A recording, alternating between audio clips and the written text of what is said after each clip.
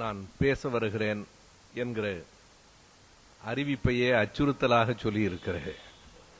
அருமை தம்பி, இந்த கூட்டத்திற்கு தலைமையேற்றிருக்கிற ஈரோடு மாவட்டத்தினுடைய எங்கள் பேரவையினுடைய செயலாளர் தமிழ்குமரன் அவர்களே, பேரவையினுடைய மாவட்ட தலைவர் தோழர் சேகர் அவர்களே, உடன் நின்று அவர்களோடு பணியாற்றி கொண்டிருக்கிற தோழர் செல்வம் அவர்களே, இங்கே உரையாற்றி அமர்ந்திருக்கிற எங்களுக்கெல்லாம் முன்னோடியாக எங்களை போன்றவர்களை எல்லாம் உருவாக்கியவராக அமர்ந்திருக்கிற ஐயா புலவர் ஆறுமுகனார் அவர்களே,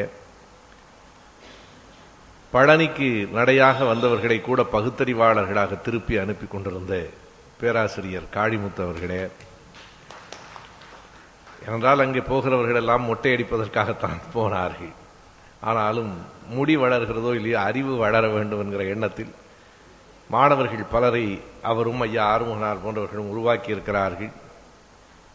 மிகச் சுருக்கமாக பேசினாலும் மிக நல்ல சிந்தனைகளையும் சில நுட்பமான கேள்விகளையும் முன்வைத்து பேசியிருக்கிற ஐயா விஸ்வநாதன் அவர்களே, நண்பர் செந்தில் அவர்களே, எழுச்சியான பேச்சாற்றல் மிகுந்த அருமை நண்பர் ஈரோடு இறைவன் அவர்களே, எங்கள் பேரவையினுடைய துணை பொதுச் செயலாளர், இந்த மேற்கு பகுதியிலே இயக்கத்தை கட்டி வளர்க்கிற பெரும் பொறுப்பை எடுத்து சிறப்பாக செயல்பட்டு கொண்டிருக்கிற தோழர் சிற்பி செல்வராஜ் அவர்களே, கோவை மாவட்டத்தினுடைய பேரவையின் செயலாளர் சூலூர் தேவராஜன் செயல் வீரர் அவர்களே, திருப்பூர் மாவட்டத்தினுடைய பேரவை செயலாளர் தோழர் இளங்கோ அவர்களே, இளைஞரணி அமைப்பாளர்களில் ஒருவரான தோழர் பல்லடம் சுவாமிநாதன் அவர்களே,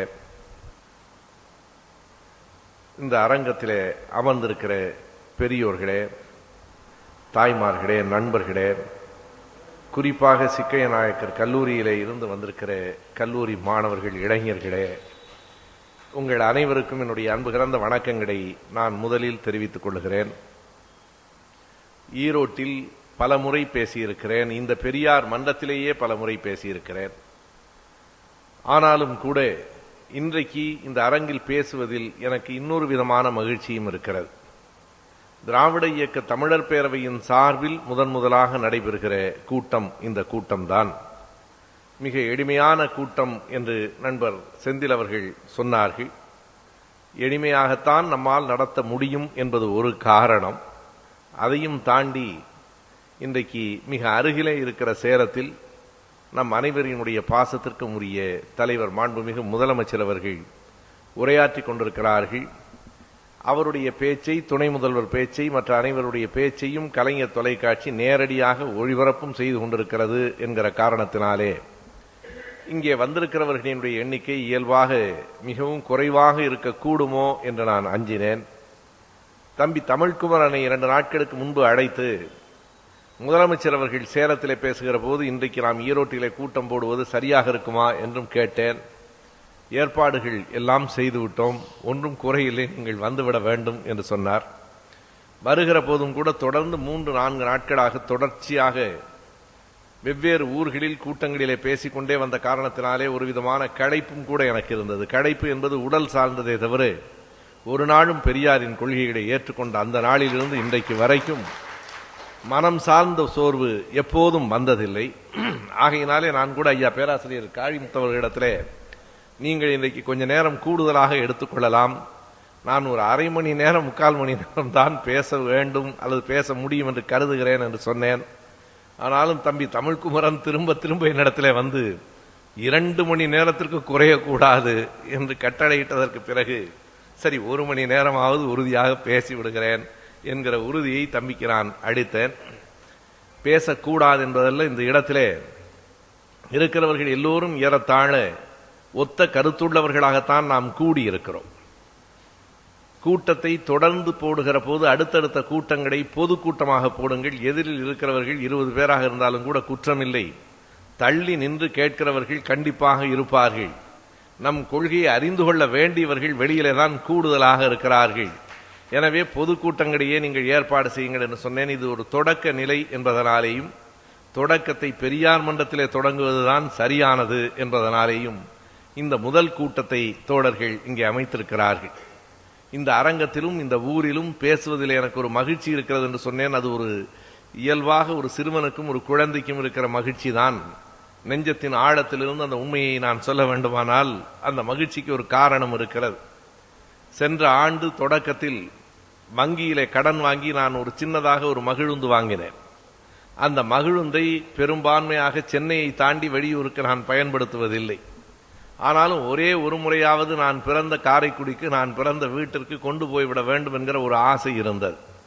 ஒரு முறை காரைக்குடிக்கு எடுத்துக்கொண்டு போனேன். நான் ஓடி விளையாடிய ஊரில், எந்தையும் தாயும் மகிழ்ந்து குலாவிய அந்த ஊரில், நான் இருந்து பிறந்த அந்த வீட்டில் உங்கள் வீட்டு குழந்தை ஒரு கார் வாங்கி இருக்கிறான் என்கிற ஒரு சின்ன குழந்தையினுடைய மகிழ்ச்சியோடு நான் அந்த மகிழுந்தை எப்படி நான் என் ஊருக்கு, பிறந்த ஊருக்கு எடுத்துக்கொண்டு செல்ல வேண்டும் என்று கருதினேனோ அப்படி 3 ஆண்டுகளுக்கு முன்னால் இந்த திராவிட இயக்க தமிழர் பேரவையை நிறுவனராக நான் இருந்து இதை தொடங்குகிற போது இந்த இயக்கத்தை வளர்த்து எடுத்து ஐயா பெரியார் பிறந்த மண்ணிற்கும் ஒரு நாள் கொண்டு செல்ல வேண்டும் என்று நான் கருதினேன். அந்த ஆசை இன்றைக்கு எனக்கு நிறைவேறி இருக்கிறது. இவையெல்லாம் ஒரு சாதாரண மனிதர்களினுடைய உணர்ச்சிகள் தான். இவையெல்லாம் பகுத்தறிவுக்கு உடன்பாடுதானா என்று கேட்டால், குழந்தை பிறந்த போது சிரிப்பதும் மனிதர்கள் இறந்து போன நேரங்களிலே அழுவதும் கூட பகுத்தறிவுக்கு உகந்ததல்ல. ஆண்டாண்டு காலம் அழுது புரண்டாலும் ஆண்டோர் வருவதில்லை என்பதை நாம் மிக நன்றாக அறிவோம். ஐயா பெரியார் தான் சொல்லுவார், வாழ்க என்று வாழ்த்தினால் வாழ்ந்து விடுவானா, அல்லது என்னை 1000 பேர் தாழ்த்தினால் அதனாலே நான் தாழ்ந்து விடுவேனா என்று கேட்பார். வாழ்க என்று வாழ்த்துவதனாலே யாரும் வாழ்ந்து விடுவதில்லை. ஆனாலும் வாழ்க என்று வாழ்த்துவதிலே வாழ்த்துகிறவனுக்கு ஒரு மகிழ்ச்சி இருக்கிறது. சின்ன சின்ன உணர்ச்சிகளினுடைய கலவைகளாகத்தான் மனிதர்கள் இருக்கிறோம் என்பதனாலே எந்த மண் எனக்கு பகுத்தறிவை தொலைதூரத்தில் இருந்து ஊட்டிற்றோ, நான் வளர்ந்ததற்கு பிறகு ஏறத்தாழ 50 வயதிலே தான் ஈரோடு என்கிற ஊரை பார்த்தேன். ஆனால் ஈரோட்டிலே பிறந்த அந்த கிழவன் தான் என் நெஞ்சுக்குள்ளே எங்கிருந்தோ அந்த பகுத்தறிவு கருத்துக்களை விதைத்தார். அந்த பெரியார் தான் தமிழ் உணர்வை ஊட்டினார். அந்த பெரியார் தான் சமூக நீதி பார்வையை தந்தார். சாதிகளை வெறுக்கிற குணத்தை கற்றுக் கொடுத்தார். பெண்ணுக்கு விடுதலை வேண்டும் என்கிற உணர்வை, வீரியத்தை எனக்குள் எழுப்பினார்.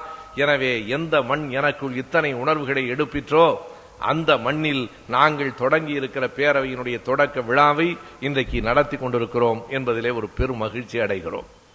ஐயா விஸ்வநாதன் ஐயா அவர்கள் பேசிய போது சொன்ன அந்த கருத்திலே இருந்து என் உரையை நான் தொடங்குகிறேன். அவர்கள் குறிப்பிட்டார்கள், இன்றைக்கு எல்லோரும் பெரியார் படத்தை போட்டுக் கொள்ளுகிறார்கள், பெரியாரை பாராட்டுகிறார்கள், ஆனால் பெரியாரை பின்பற்றுகிறவர்களின் எண்ணிக்கை குறைந்து போயிருக்கிறது என்று சொன்னார்கள்.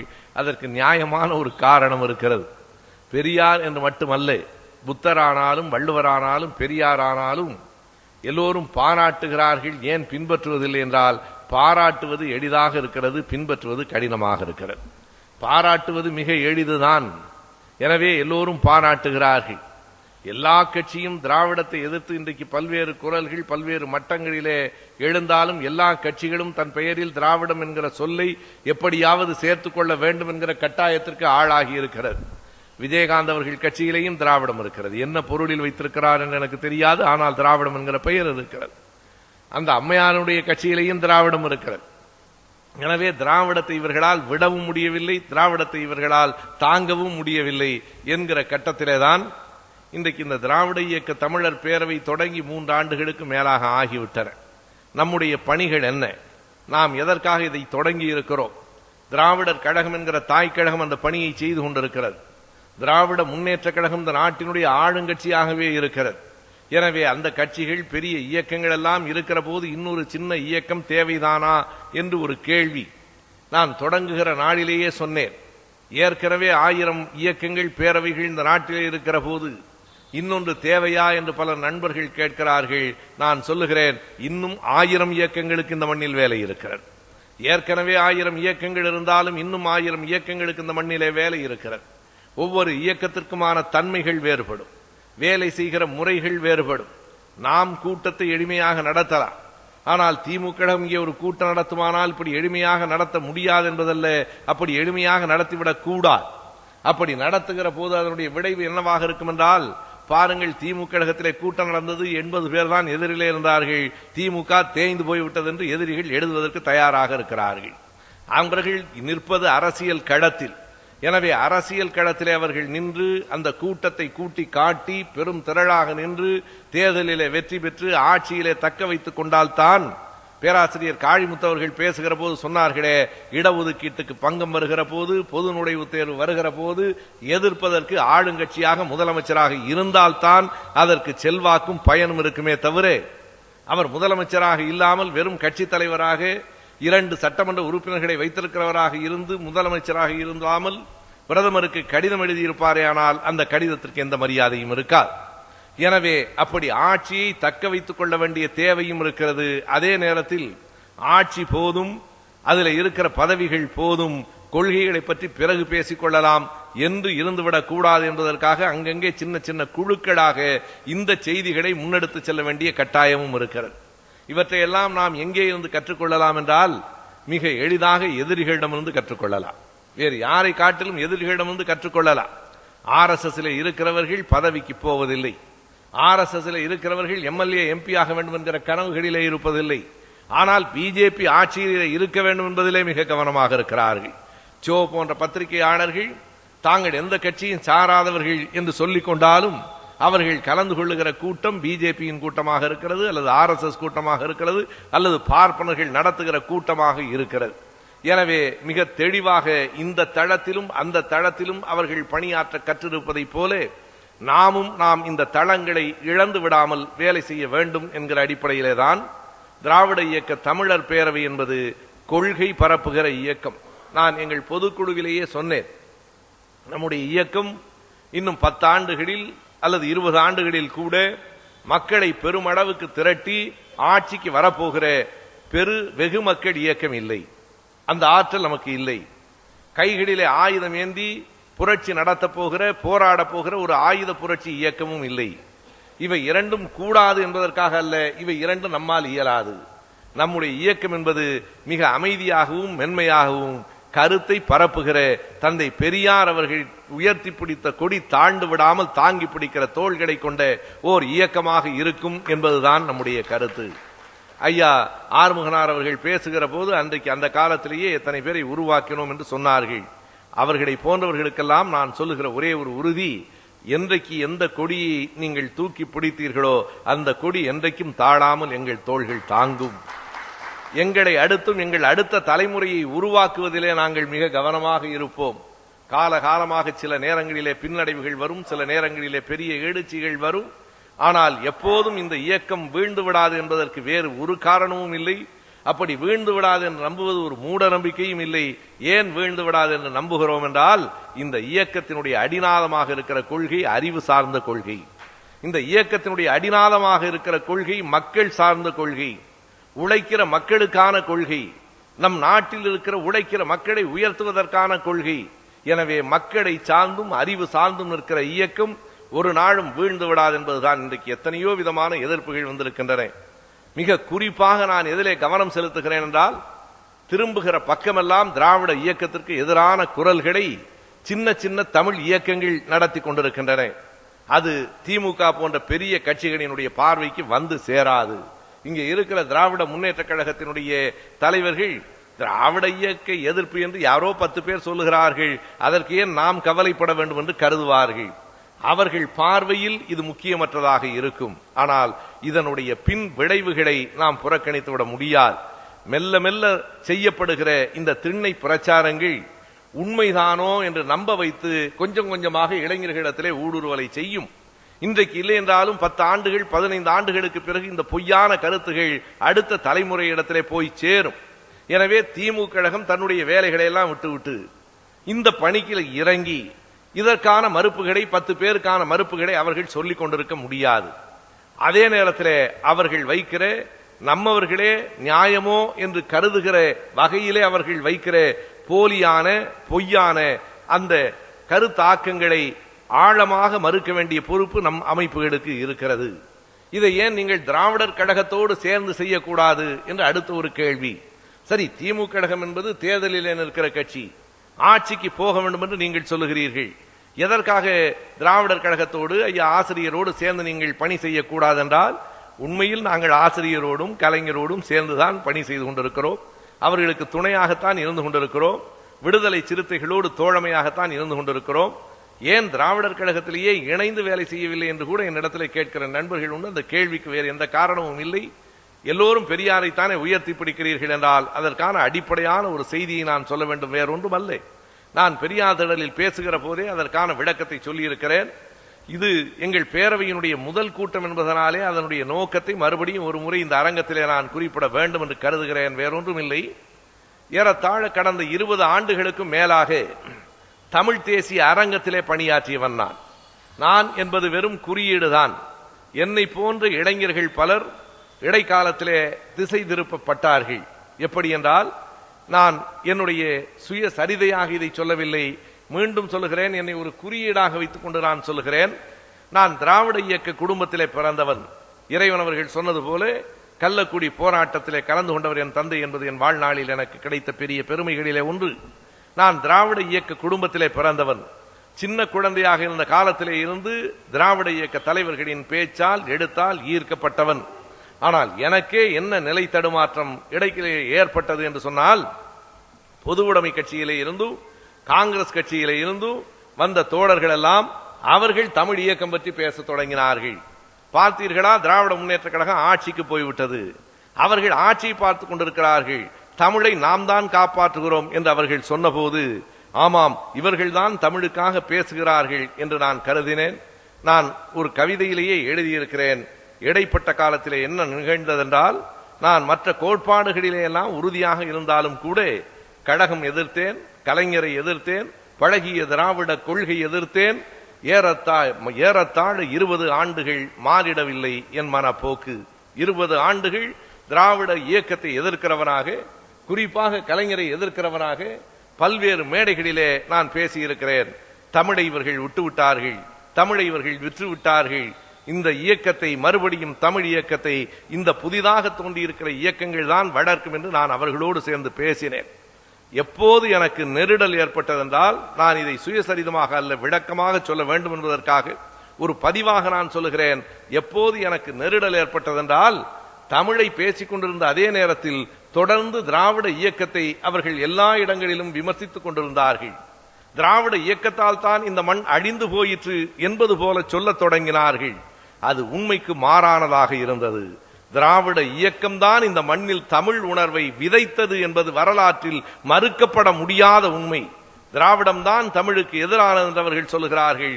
வரலாற்றை புரட்டி பார்த்தால் எப்போது தமிழ் உணர்ச்சி எழுந்தது, எப்போது சமூக நீதி பார்வை வந்தது, என்ன என் போன்றவர்களுக்கு விளங்கவில்லை என்றால், ஆட்சிக்கு போனதற்கு பிறகு இயல்பாக எந்த ஒரு இயக்கமும் வளர்ந்தால் வளர்கிற போது அந்த இயக்கத்திற்கே உரிய பலமும் அதில் இருக்கும், பலவீனமும் இருக்கும். அறிஞர் அண்ணா அவர்கள் தான் மிக தெளிவாகவும் அழகாகவும் சொன்னார்கள், என்ன செய்வது, நான் தோட்டத்தில் பாத்தி தான் போட நினைத்தேன், ஆனால் இது காட்டு செடியாய் மண்டுகிறதே, என்ன செய்வது என்று அண்ணா கேட்டார். காட்டு செடியாய் மண்டுகிற போது காட்டுக்கு உள்ள வலிமையும் இருக்கும், காட்டுக்கு உள்ள குறைபாடுகளும் இருந்தே தீரும். தோட்டத்திலே இருக்கிற செடியில் பாம்புகள் ஒளிந்திருக்காது. காடாக மண்டி இருக்கிற போது சிங்கம் புலிகளும் இருக்கும், பாம்புகளும் உள்ளே இருக்கும். அது காட்டுக்கு உள்ள தன்மை. எனவே ஒரு கட்சி பெரிதாக வளர்ந்திருக்கிற போது அதனுடைய கொள்கையை இறுக்கமாய் பற்றி எடுத்துக்கொண்டு போவதற்கு குழுக்கள் உள்ளே இருந்து வந்திருக்க வேண்டுமே தவிர, அதை விட்டுவிட்டு அந்த காட்டை அடிக்கிற வேலைக்கு போனால் அந்த காடு அழிகிற போது அதோடு சேர்ந்து நாடும் அழிந்து போகும் என்பதுதான் அடிப்படையான செய்தி. இதை புரிந்து கொள்ளுகிற போது ஏன் இவர்கள் திராவிட இயக்கத்தை திரும்ப திரும்ப எதிர்க்கிறார்கள் என்றால், எந்த அடிப்படையிலே திராவிட இயக்கம் எதிர்க்கப்படுகிறது? இன்றைக்கும் தமிழ் தேசிய இயக்கங்கள், தமிழ் குழுக்கள் அவர்கள் எண்ணிக்கையிலே கூடுதலாக இருக்கிறார்களா குறைவாக இருக்கிறார்களா என்பதல்ல, தொடர்ந்து கருத்து உருவாக்கத்தை அவர்கள் செய்து கொண்டிருக்கிறார்கள். மாதந்தோறும் பத்திரிகைகளிலே இது பற்றி எழுதி கொண்டே இருக்கிறார்கள். ஒவ்வொரு இதழும் 2000-3000 படிகள் போகின்றன, அவ்வளவுதான் என்று கருதாதீர்கள். 2000-3000 பேர் சிந்திக்கிறவர்களிடத்திலே, நடுத்தட்டு வர்க்கத்திடத்திலே இது சரிதானா என்று அவர்களையும் கருதத்தக்க வகையில் பல்வேறு கருத்துகள் திரும்ப திரும்ப போகின்றன. திராவிடம் என்கிற சொல்லை பிடித்துக் கொண்டு தொங்குகிறார்கள். திராவிடம் தமிழ் இல்லை என்பதுதான் திரும்ப திரும்ப அவர்கள் சொல்லுகிற செய்தி. தஞ்சாவூர் என்பதை வெள்ளைக்காரன் சொல்ல தெரியாமல் தாஞ்சூர் என்று சொன்னான், அதற்காக நாமும் தாஞ்சூர் என்று சொல்ல வேண்டுமா என்று கேட்கிறார்கள். அவர்களுக்கான உண்மையான விடை, தாஞ்சூர் என்கிற சொல்லுக்கு பின்னால் ஒரு வரலாறு இல்லை, ஆனால் திராவிட இயக்கம் என்கிற சொல்லுக்கு பின்னால் தமிழகத்தின் மிகப்பெரிய வரலாறு புதைந்து கிடக்கிறது. அதுவும் இதுவும் ஒன்றாகாது. எனவே திராவிடம் என்பது வெறும் சொல்ல ஆய்வுக்கு உரியதல்ல. திராவிடம் என்கிற சொல்லை குமரில பட்டர் பயன்படுத்தினார், திராவிடம் என்கிற சொல்லை தாய்மானவர் பயன்படுத்தினார். திராவிடம் என்கிற சொல் எங்கேயெல்லாம் இருக்கிறது என்று தோண்டி எடுத்து அகராதிகளை புரட்டி பார்த்து, எனவே திராவிடம் என்பது தமிழ் சொல்லில்லை என்று கண்டுபிடிப்பதற்கு இவர்கள் இவ்வளவு சிரமப்பட வேண்டியதில்லை. திராவிடம் தமிழ் சொல்லாக கூட இல்லாமல் போகட்டும். என்ன அடிப்படையான செய்தி என்றால், இன்றைக்கு எந்த இடத்திற்கும் எந்த அளவுக்கும் வந்திருக்கிறார்கள் என்றால், திராவிடம் என்பது பார்ப்பனியத்தின் இன்னொரு பெயர், பார்ப்பனியம் என்பதைத்தான் திராவிடம் என்று சொல்லி இருக்கிறார்கள் என்கிற அளவுக்கு நம்முடைய மதிப்பிற்குரிய சில பேராசிரியர்களே இப்படிப்பட்ட திரிந்த பிறழ்ந்த ஆய்வுகளை எழுதி கொண்டிருக்கிறார்கள். நான் தஞ்சையிலே பொதுக்கூட்டத்திலே பேசுகிற போது சொன்னேன், கவனமாகத்தான் தஞ்சையிலே பேசுகிற போது குறிப்பிட்ட அந்த இடத்திலே நான் சொன்னேன். அதற்கு ஒரு காரணம் உண்டு. அங்கேதான் அந்த எண்ணங்கள் அப்படி மெல்ல உருக்கொண்டு மெல்ல மெல்ல பரவுகின்றன. அங்கே நான் குறிப்பிட்ட செய்தி, திராவிடத்திற்கான பொருளை அகராதியிலே தேடாதீர்கள், திராவிடத்திற்கான பொருளை சமூகத்திலே தேடுங்கள். திராவிட இயக்கம் என்ன செய்தது என்பதை அகராதிகள் சொல்லாது. இடுப்பில் கிடந்த துண்டு தோளுக்கு போயிற்றே, அந்த உழைக்கிறவனின் துண்டு தோளில் கிடந்ததே, அந்த துண்டை கேளுங்கள், அது சொல்லும் திராவிட இயக்கம் என்ன செய்தது என்று. இன்றைக்கு தாழ்த்தப்பட்ட மக்களும் பெண்களும் காலில் செருப்பு போட்டு நடக்கிறார்களே, அந்த செருப்புகளை கேளுங்கள், திராவிட இயக்கம் என்ன செய்தது என்று சொல்லும். எனவே திராவிட இயக்க எதிர்ப்பு என்பது வேறு ஒரு உள்நோக்கத்தை கொண்டதாக இருக்கிறது என்று அறிந்ததற்கு பிறகு திராவிட இயக்கத்தை பரப்புதல், அதனுடைய கோட்பாடுகளை கூறுதல் நம்முடைய பணி என்கிற கட்டம் நமக்கு தொடங்கிற்று. எனவே எங்களுடைய வாழ்நாள் பணியாக திராவிட இயக்க கொள்கைகளை கொண்டு செல்வது. எப்படியெல்லாம் திராவிட இயக்கம் எதிர்க்கப்பட்டது, அந்த வரலாற்று செய்திகளை நான் சுருக்கமாய் சொல்லுகிறேன். என்னுடைய குறிப்பு சரிதான் என்றால் இங்கே பெரியவர்கள் எல்லாம் இருக்கிறார்கள், அவர்கள் சரிபார்த்து சொல்ல வேண்டும். ஏறத்தாழ 60 ஆண்டுகளுக்கு முன்பே இந்த இயக்கத்தினுடைய எதிர்ப்பு வேறு மாதிரியாக தொடங்கிற்று. காங்கிரஸ் கட்சியை சார்ந்தவர்கள் எதிர்த்தது வேறு. ஆனால் இந்த எதிர்ப்பு தமிழின் பெயரால் திராவிட இயக்கத்தை எதிர்ப்பது என்பது 1946 சிலம்பு செல்வராலே தொடங்கப்பட்டது. சிலம்பு செல்வர் மாப்போசி அவர்கள் தமிழை ஆதரித்தார், ஆனால் ஆங்கிலத்தை கடுமையாக எதிர்த்தார். ஆங்கிலத்தை கடுமையாக எதிர்த்தாரே தவிர வடமொழியை எதிர்க்கவில்லை. நீங்கள் குறித்துக் கொள்ள வேண்டும். ஆங்கிலத்தை எதிர்த்தாரே தவிர அவர் வடமொழியை, சான்ஸ்கிரிட்டை, சமஸ்கிருதத்தை, பார்ப்பனியத்தை எதிர்க்கவில்லை. 1951 நவம்பரில் இருந்து 52 நவம்பர் வரைக்கும் சரியாக ஓராண்டு காலம் தமிழகம் முழுவதும் திராவிட இயக்க எதிர்ப்பு மாநாடுகள் சிலம்பு செல்வரால் நடத்தப்பட்டன. அப்படி நடத்தப்பட்ட மாநாடுகள் பற்றிய சில செய்திகளை நான் சேகரித்த வேளையிலே சில இடங்களிலே எனக்கு அதிர்ச்சியான தகவல் கிடைத்தது. குறிப்பாக கள்ளக்குறிச்சியிலே நண்பர்கள் ஆதாரத்தோடு ஒன்றை விளக்கி காட்டினார்கள். கள்ளக்குறிச்சியிலே நடைபெற்ற அந்த திராவிட இயக்க எதிர்ப்பு மாநாட்டுக்கு 51வது ஆண்டு முழுக்க முழுக்க செலவை, பணத்தை கொடுத்து உதவியவர்கள் அந்த ஊரிலே இருந்த பெரும் பார்ப்பன பணக்காரர்கள் தான். எனவே திராவிட இயக்க எதிர்ப்புக்கு பார்ப்பனர்கள் பின்னணியிலே இருந்து உதவினார்கள். எனவே தமிழின் பெயரால் திராவிடம் எதிர்க்கப்பட்டது. ஆனால் அது தோற்று போயிற்று. ஏன் தோற்று போயிற்று என்றால், கடைசியாக சிலம்பு செல்வருக்கு திமுக கழகம் தான் பதவி கொடுத்தது, எனவே தோற்று போயிற்று. அவ்வளவுதான் உண்மை. ஆதித்தனாரும் சிலம்பு செல்வரும் இதனை எதிர்த்தார்கள். பிறகு 2 பேரும் திமுக கழகத்திலே வந்து கரைந்தார்கள். இது வரலாறு. அதற்கு பிறகு 40 ஆண்டுகளுக்கு பிறகு அதே எதிர்ப்பு பெங்களூரிலே இருந்து புறப்பட்டது. இப்போது புறப்படுகிற போது இன்னொரு காரணம் காட்டப்பட்டது. தலித் மக்களுக்கு திராவிட இயக்கம் எதிரி, தலித் மக்களுக்கு திராவிட இயக்கம் எதுவும் செய்யவில்லை என்பதை விட மிகப்பெரிய பொய்யும் புரட்டும் வரலாற்றில் வேறொன்றும் இருக்க முடியாது. உண்மையை சொன்னால், எப்படி தமிழ் உணர்ச்சி இந்த மண்ணிலே திராவிட இயக்கம் விதைத்ததோ, அப்படி ஒடுக்கப்பட்ட மக்களினுடைய விடுதலை, தாழ்த்தப்பட்ட மக்களினுடைய விடுதலை உள்ளிட்ட அனைத்து மக்களின் விடுதலைக்காகவும் குரல் கொடுத்த இயக்கம் திராவிட இயக்கமாகத்தான் இருந்தது. எனவே அந்த உண்மையை மறைத்து, அந்த உண்மையை மறுத்து, தலித் இயக்கங்களுக்கு எதிரானவை, தாழ்த்தப்பட்ட மக்களுக்கு எதிரானவை திராவிட இயக்கங்கள் என்று அடுத்த ஒரு புரட்டு கிளம்பிற்று. அதுவும் ஏறத்தாழ வீழ்ந்துபட்ட நிலையிலேதான் இன்றைக்கு நண்பர்களே, பெரியோர்களே, ஒரு உண்மையை வெளிப்படையாக சொல்ல வேண்டும்.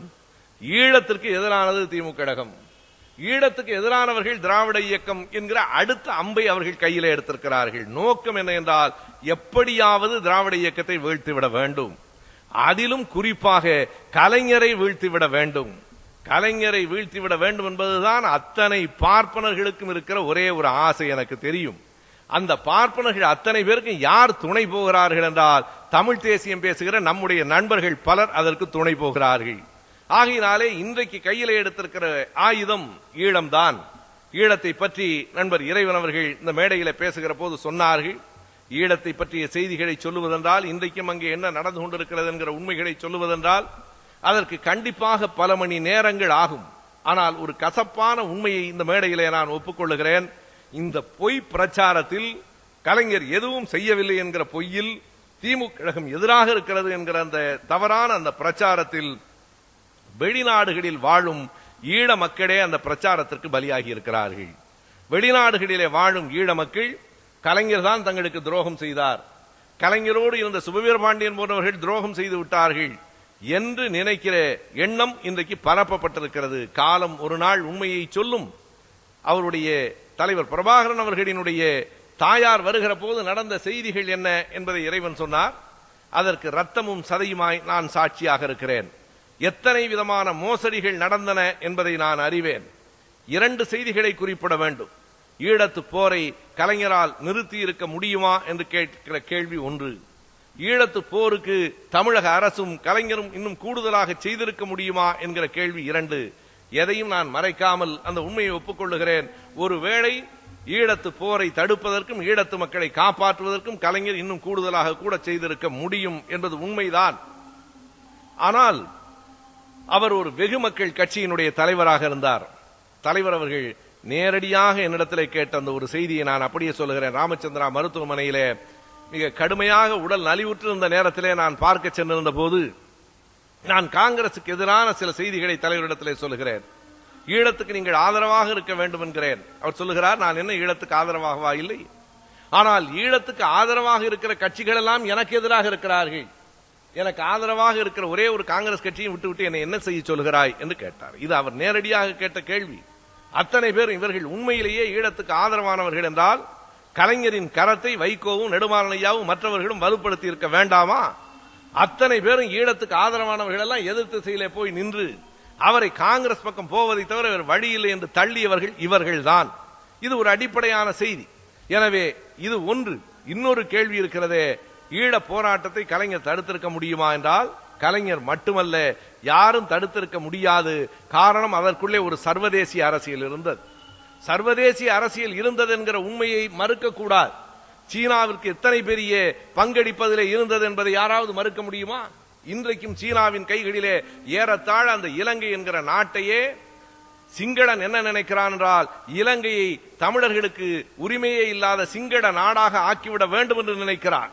சீனன் என்ன நினைக்கிறான் என்றால் இலங்கை என்கிற நாட்டை சீனாவின் தொங்கு தசை ஆக்கிவிட வேண்டும் என்று அவன் கருதுகிறான். இன்றைக்கு அப்படிப்பட்ட ஒரு அரசியல், சர்வதேசிய அரசியல் எதற்காக சீனா புலிகளை அழித்துவிட வேண்டும் என்று கருதிற்று, எதற்காக இந்தோனேசியாவும் பாகிஸ்தானும் அழித்துவிட வேண்டும் என்று கருதின, எதற்காக ஈரான் ஆயுதங்களை அனுப்பிற்று, எதற்காக கடைசி வரை அமெரிக்கா தலையிடாமல் வெளியே நின்று கொண்டது என்கிற எல்லா கேள்விகளுக்கும் சேர்த்து உண்மையாக ஒரே ஒரு விடைதான் இருக்கிறது. வேறொன்றுமல்ல, வளர்ந்த உலக நாடுகள் கூட விடுதலை புலிகளின் போராட்டலை கண்டு அஞ்சின என்பதுதான் உண்மை. இதில் 100க்கு 100% உண்மை இருக்கிறது. அத்தனை பேருக்கும் ஒரு அச்சம் இருந்தது. இவர்கள் வளர்ந்து, ஏனென்றால் நாம் பெருமைக்காக சொல்லவில்லை, இனி பெருமை பேசி என்ன இருக்கிறது? நம் இனம் அழிந்தது, மக்கள் அழிந்தார்கள், மண் பறிபோயிற்று. ஆனாலும் வரலாற்றில் உண்மையை பதிவு செய்ய வேண்டாமா? உலகத்திலேயே புலிகளுக்கு முன்னும் இல்லை பின்னும் இல்லை, முப்படை வைத்திருந்த படைகள் அவர்கள் மட்டும்தான். வான்படை வேறு யாரிடத்திலே இருந்தது? வரலாற்றில் எங்காவது காட்டுங்கள். வான்படை உண்டா? கடற்படை உண்டா? சுகர்னோவிடத்திலே மட்டும்தான் இந்தோனேசியாவிலே போராடுகிற போது ஒரே ஒரு ஹெலிகாப்டர் இருந்தது. அதுவும் அவருடைய பயணத்துக்காக என்று வரலாற்று ஆசிரியர்கள் குறிப்பிடுகிறார்கள். இத்தனை விமானங்களை இன்றைக்கு எல்லாம் கண்டுபிடித்து விட்டதை போல சொல்லுகிறார்கள். 1999ஆம் ஆண்டு அவர்கள் வாங்கினார்கள் அந்த விமானத்தை. இனி சொல்லலாம் என்பதால் நான் சொல்லுகிறேன். இன்னொரு மிகப்பெரிய பெருமை வாழ்க்கையில் எனக்கு கிடைத்த சில முக்கியமான தருணங்களிலே அது ஒன்று.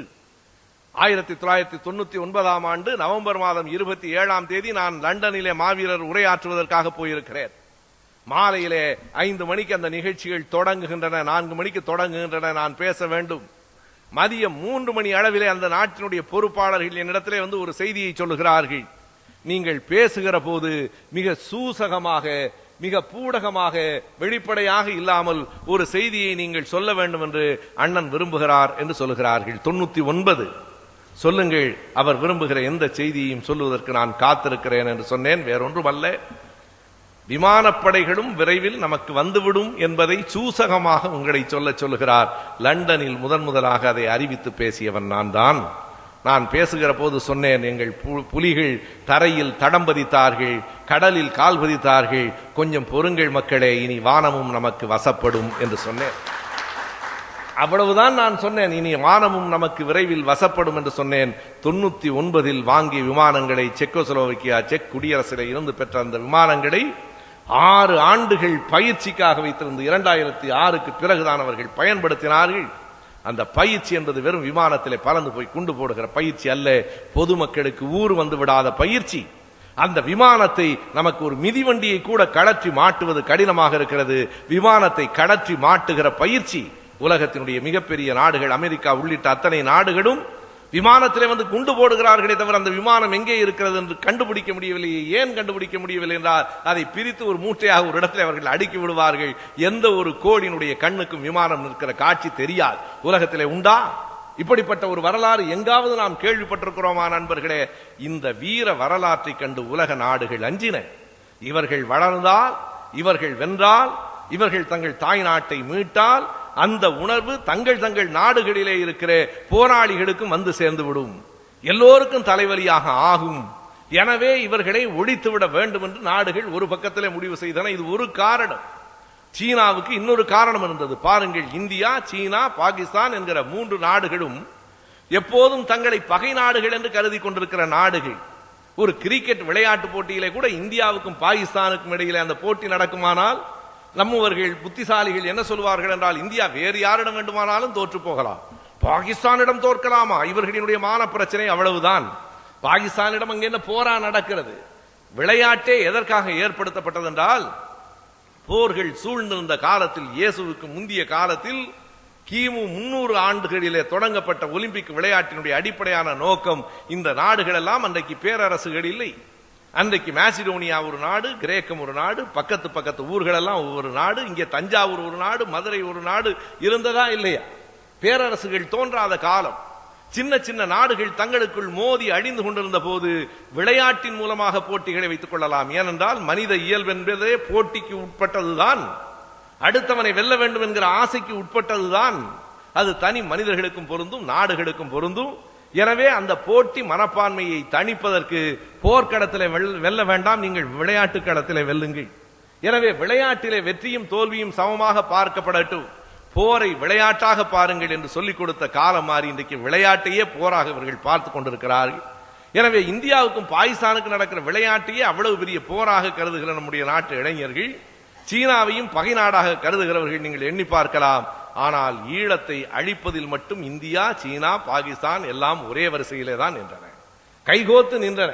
அப்போது இவர்களுக்கு எதிர்கருத்துகள் தோன்றவில்லை, ஒன்றாகத்தான் நின்றார்கள். ஏன் முஸ்லீம் நாடுகள் எல்லாம் எதிராக வந்தன? ஒவ்வொன்றுக்கும் வரலாற்றில் பின்புலத்திலே காரணம் இருக்கிறது. 1990 ஆண்டு 48 மணி நேரத்திலே யாழ்ப்பாணத்தை விட்டு இஸ்லாமியர்கள் வெளியேறிவிட வேண்டும் என்று புலிகள் ஆணையிட்டது உண்மைதான். இப்படி ஆணையிட்டார்கள் என்று திரும்ப திரும்ப சொல்லுகிறார்களே, ஏன் அப்படி ஆணையிட்டார்கள் என்பதை சொல்ல வேண்டாமா? இங்கே இருக்கிற செய்திக்கு அங்கே இருக்கிற செய்திக்கும் பெரிய வேறுபாடு உண்டு.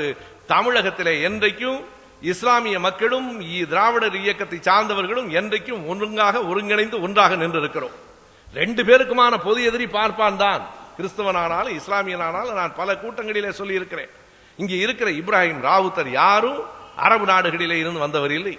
இங்கே இருக்கிற ஜான்சனும் ஜாஸ்மினும் அங்கே இருந்து ஜெருசலேமிலே இருந்து வந்தவர்கள் இல்லை.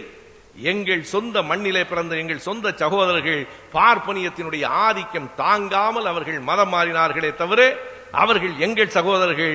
வெளிநாட்டிலே இருந்து வந்த நீதான் அந்நியன், அவர்கள் எங்களுக்கு அந்நியன் இல்லை என்று சொல்லி இருக்கிறேன். ஆனால் ஈழத்தின் நிலைமை வேறாக இருந்தது. ஈழத்திலே இருந்த புத்தளத்திலே, குறிப்பாக புத்தளம் என்கிற பகுதியிலே இருந்த இஸ்லாமிய மதத்தை சார்ந்த சிலர், எல்லோரும் அல்ல சிலர், சிங்களர்களுக்கு ஆதரவாக இருந்து புலிகளை காட்டி கொடுத்து விட்டார்கள் என்கிற கோபத்திலே அப்படிப்பட்ட ஒரு ஆணை பிறப்பிக்கப்பட்டது. ஆனால் அது தவறுதான், அதற்காக நாங்கள் வருந்துகிறோம் என்று 2002 ஏப்ரல் மாதம் நடைபெற்ற சர்வதேச பத்திரிகையாளர்கள் அரங்கத்திலே தலைவர் பிரபாகரனை அருகிலேயே வைத்துக் கொண்டு ஆண்டன் பாலசிங்கம் வருத்தம் தெரிவித்தார். ஆனாலும் அந்த நாடுகள் அதை மறக்கவில்லை, அவர்களை அழித்துவிட வேண்டும் என்று அவர்களும் கருதினார்கள். இப்படி பல்வேறு காரணங்கள். குறிப்பாக சீனாவுக்கு என்ன காரணம் என்றால், பக்கத்திலே இருக்கிற அந்த இலங்கையை பிடித்து விட்டால் இந்தியாவை தாக்குவது எளிது.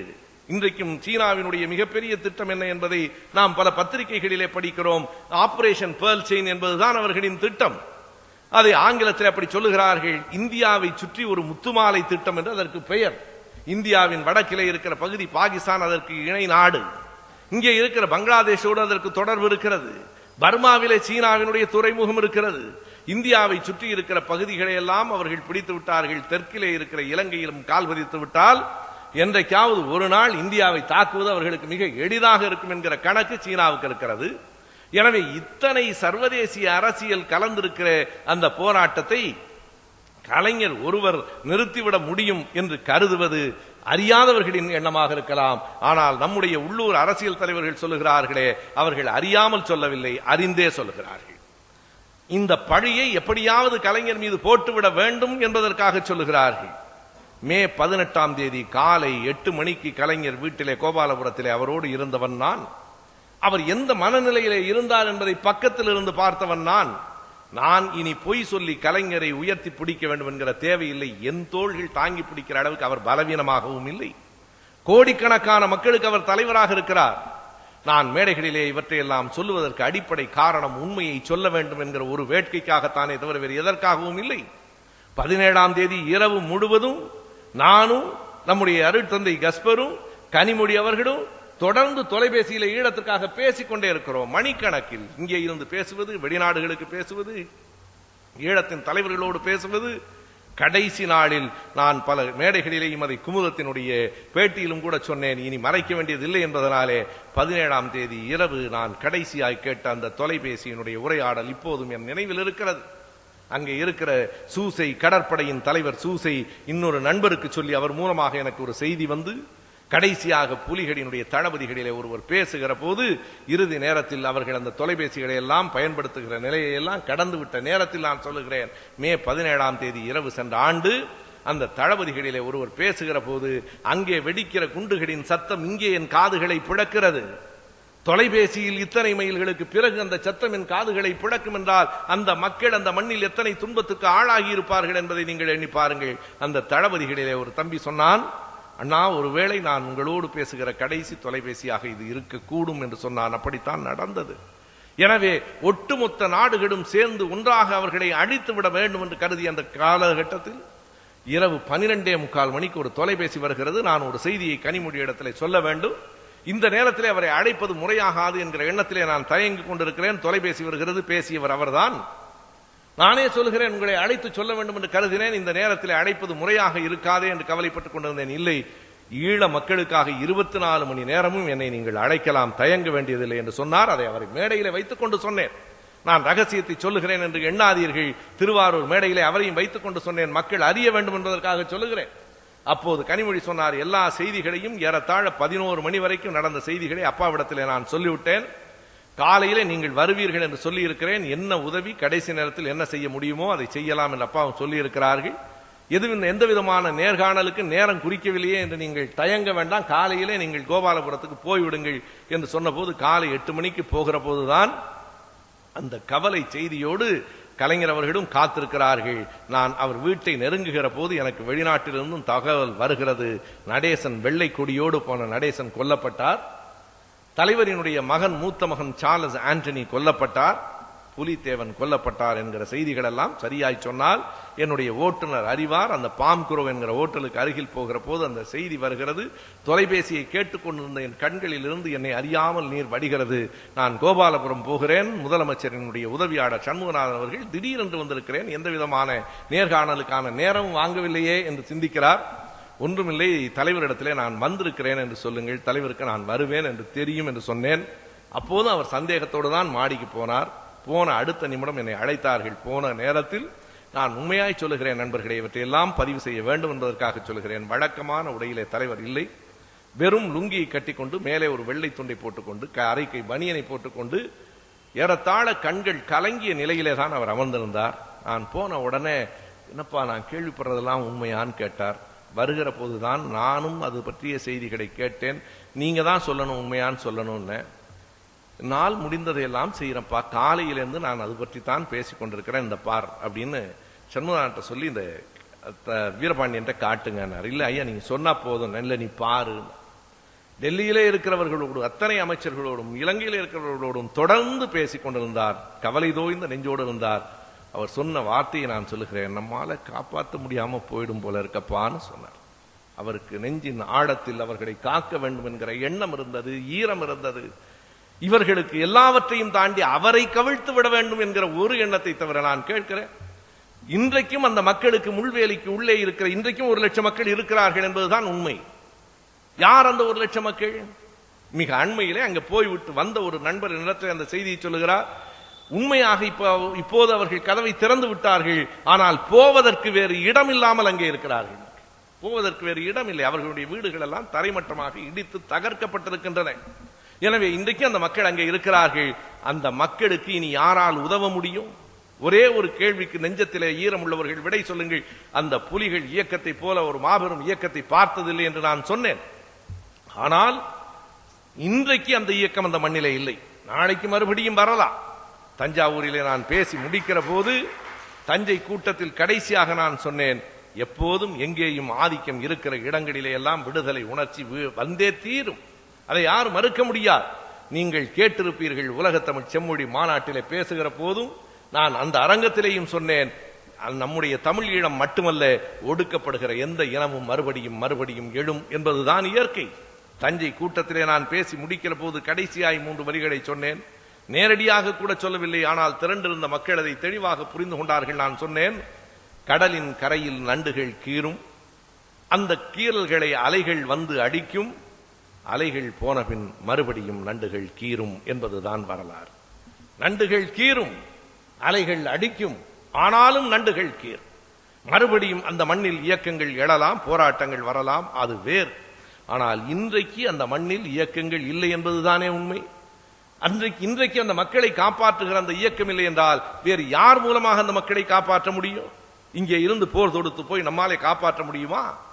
இங்கே இருக்கிற அரசுகளின் மூலமாகத்தான் காப்பாற்ற முடியும் என்கிற நிலை இருக்கிற போது, இங்கே இருக்கிற அரசுகளின் மூலமாகத்தான் உதவ முடியும் என்கிற நிலை இருக்கிற போது, இந்த அரசுகளை சார்ந்து நின்று எப்படியாவது அந்த மக்களுக்கு உதவ வேண்டும் என்று நினைக்கிறவர்கள் ஈழ மக்களின் நண்பர்களா, அல்லது இதை பயன்படுத்தி இவர்களை வீழ்த்திவிட வேண்டும், அவர்கள் அழிந்தாலும் பரவாயில்லை, இவர்கள் அழிந்து போய்விட வேண்டும் என்று நினைக்கிறவர்கள் ஈழ மக்களின் நண்பர்களா என்பதை காலம்தான் சொல்ல வேண்டும்.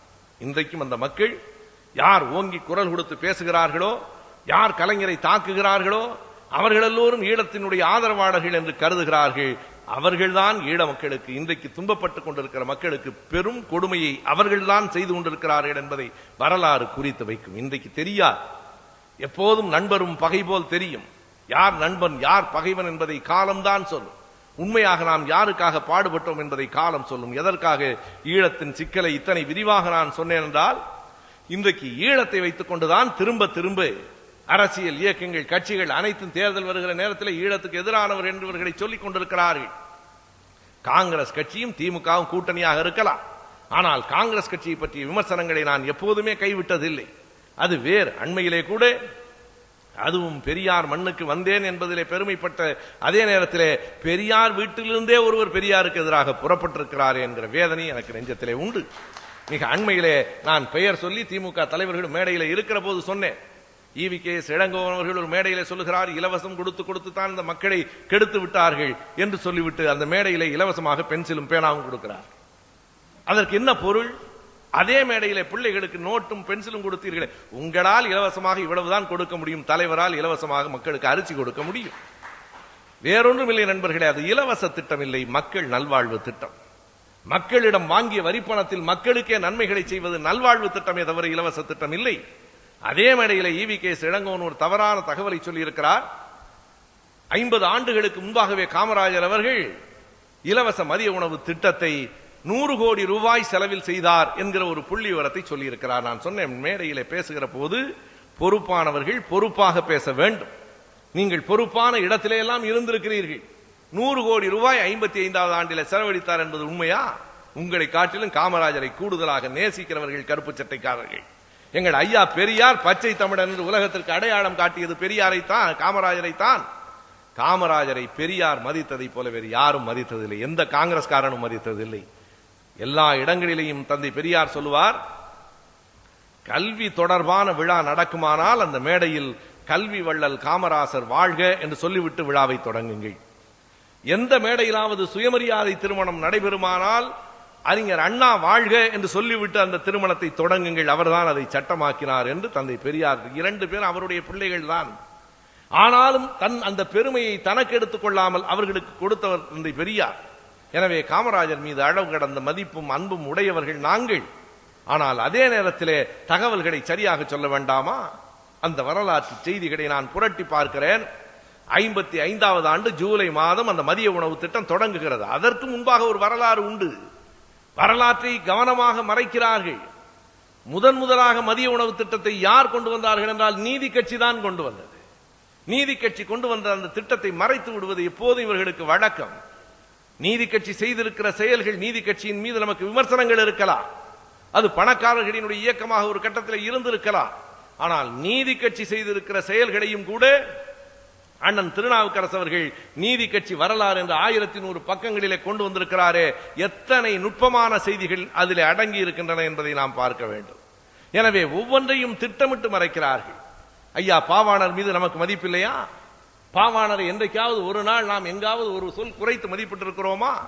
பாவாணர் இல்லை என்றால் இந்த தமிழ் சொல்லின் வளம் நமக்கு வந்திருக்குமா?